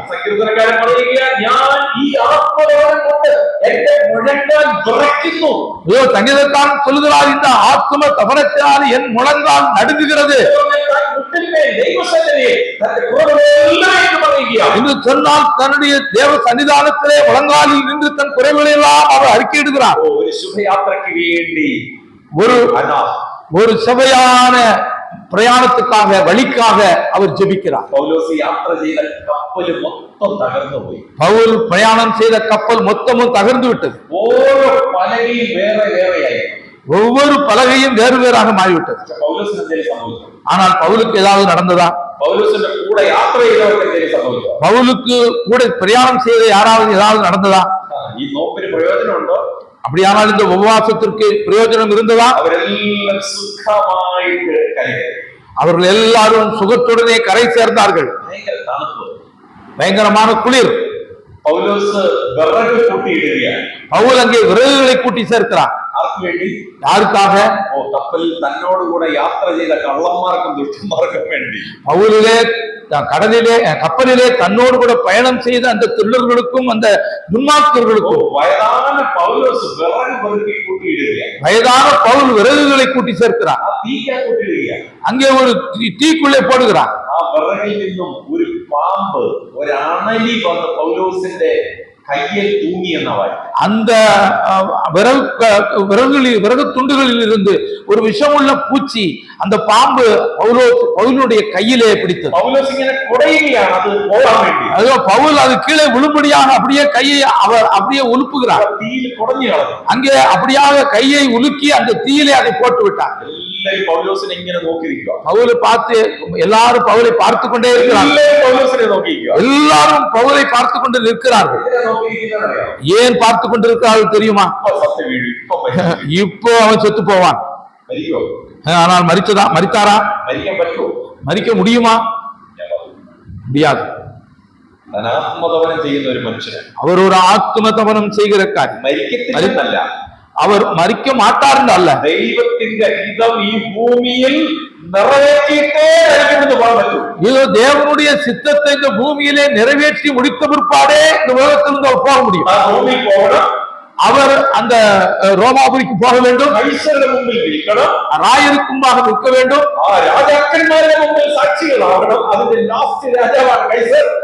ராஜாக்களுக்கு முன்பாக அவர் சாட்சியாக நிற்க வேண்டும். அதிலே கடைசி ராஜாதான் ஒரு ராயன். அவர் காரியத்தில் கிடக்கணும். அங்கே சிறையிலே இருக்க வேண்டும். ஒனேசிமோ ரட்சிக்கப்பட வேண்டும். எபேசியர் நிருபம் எழுத வேண்டும். பிலிப்பியர் நிருபம் எழுத வேண்டும். கொலோசியர் நிருபம் எழுத வேண்டும். பிலமோன் நிருபம் எழுத வேண்டும்.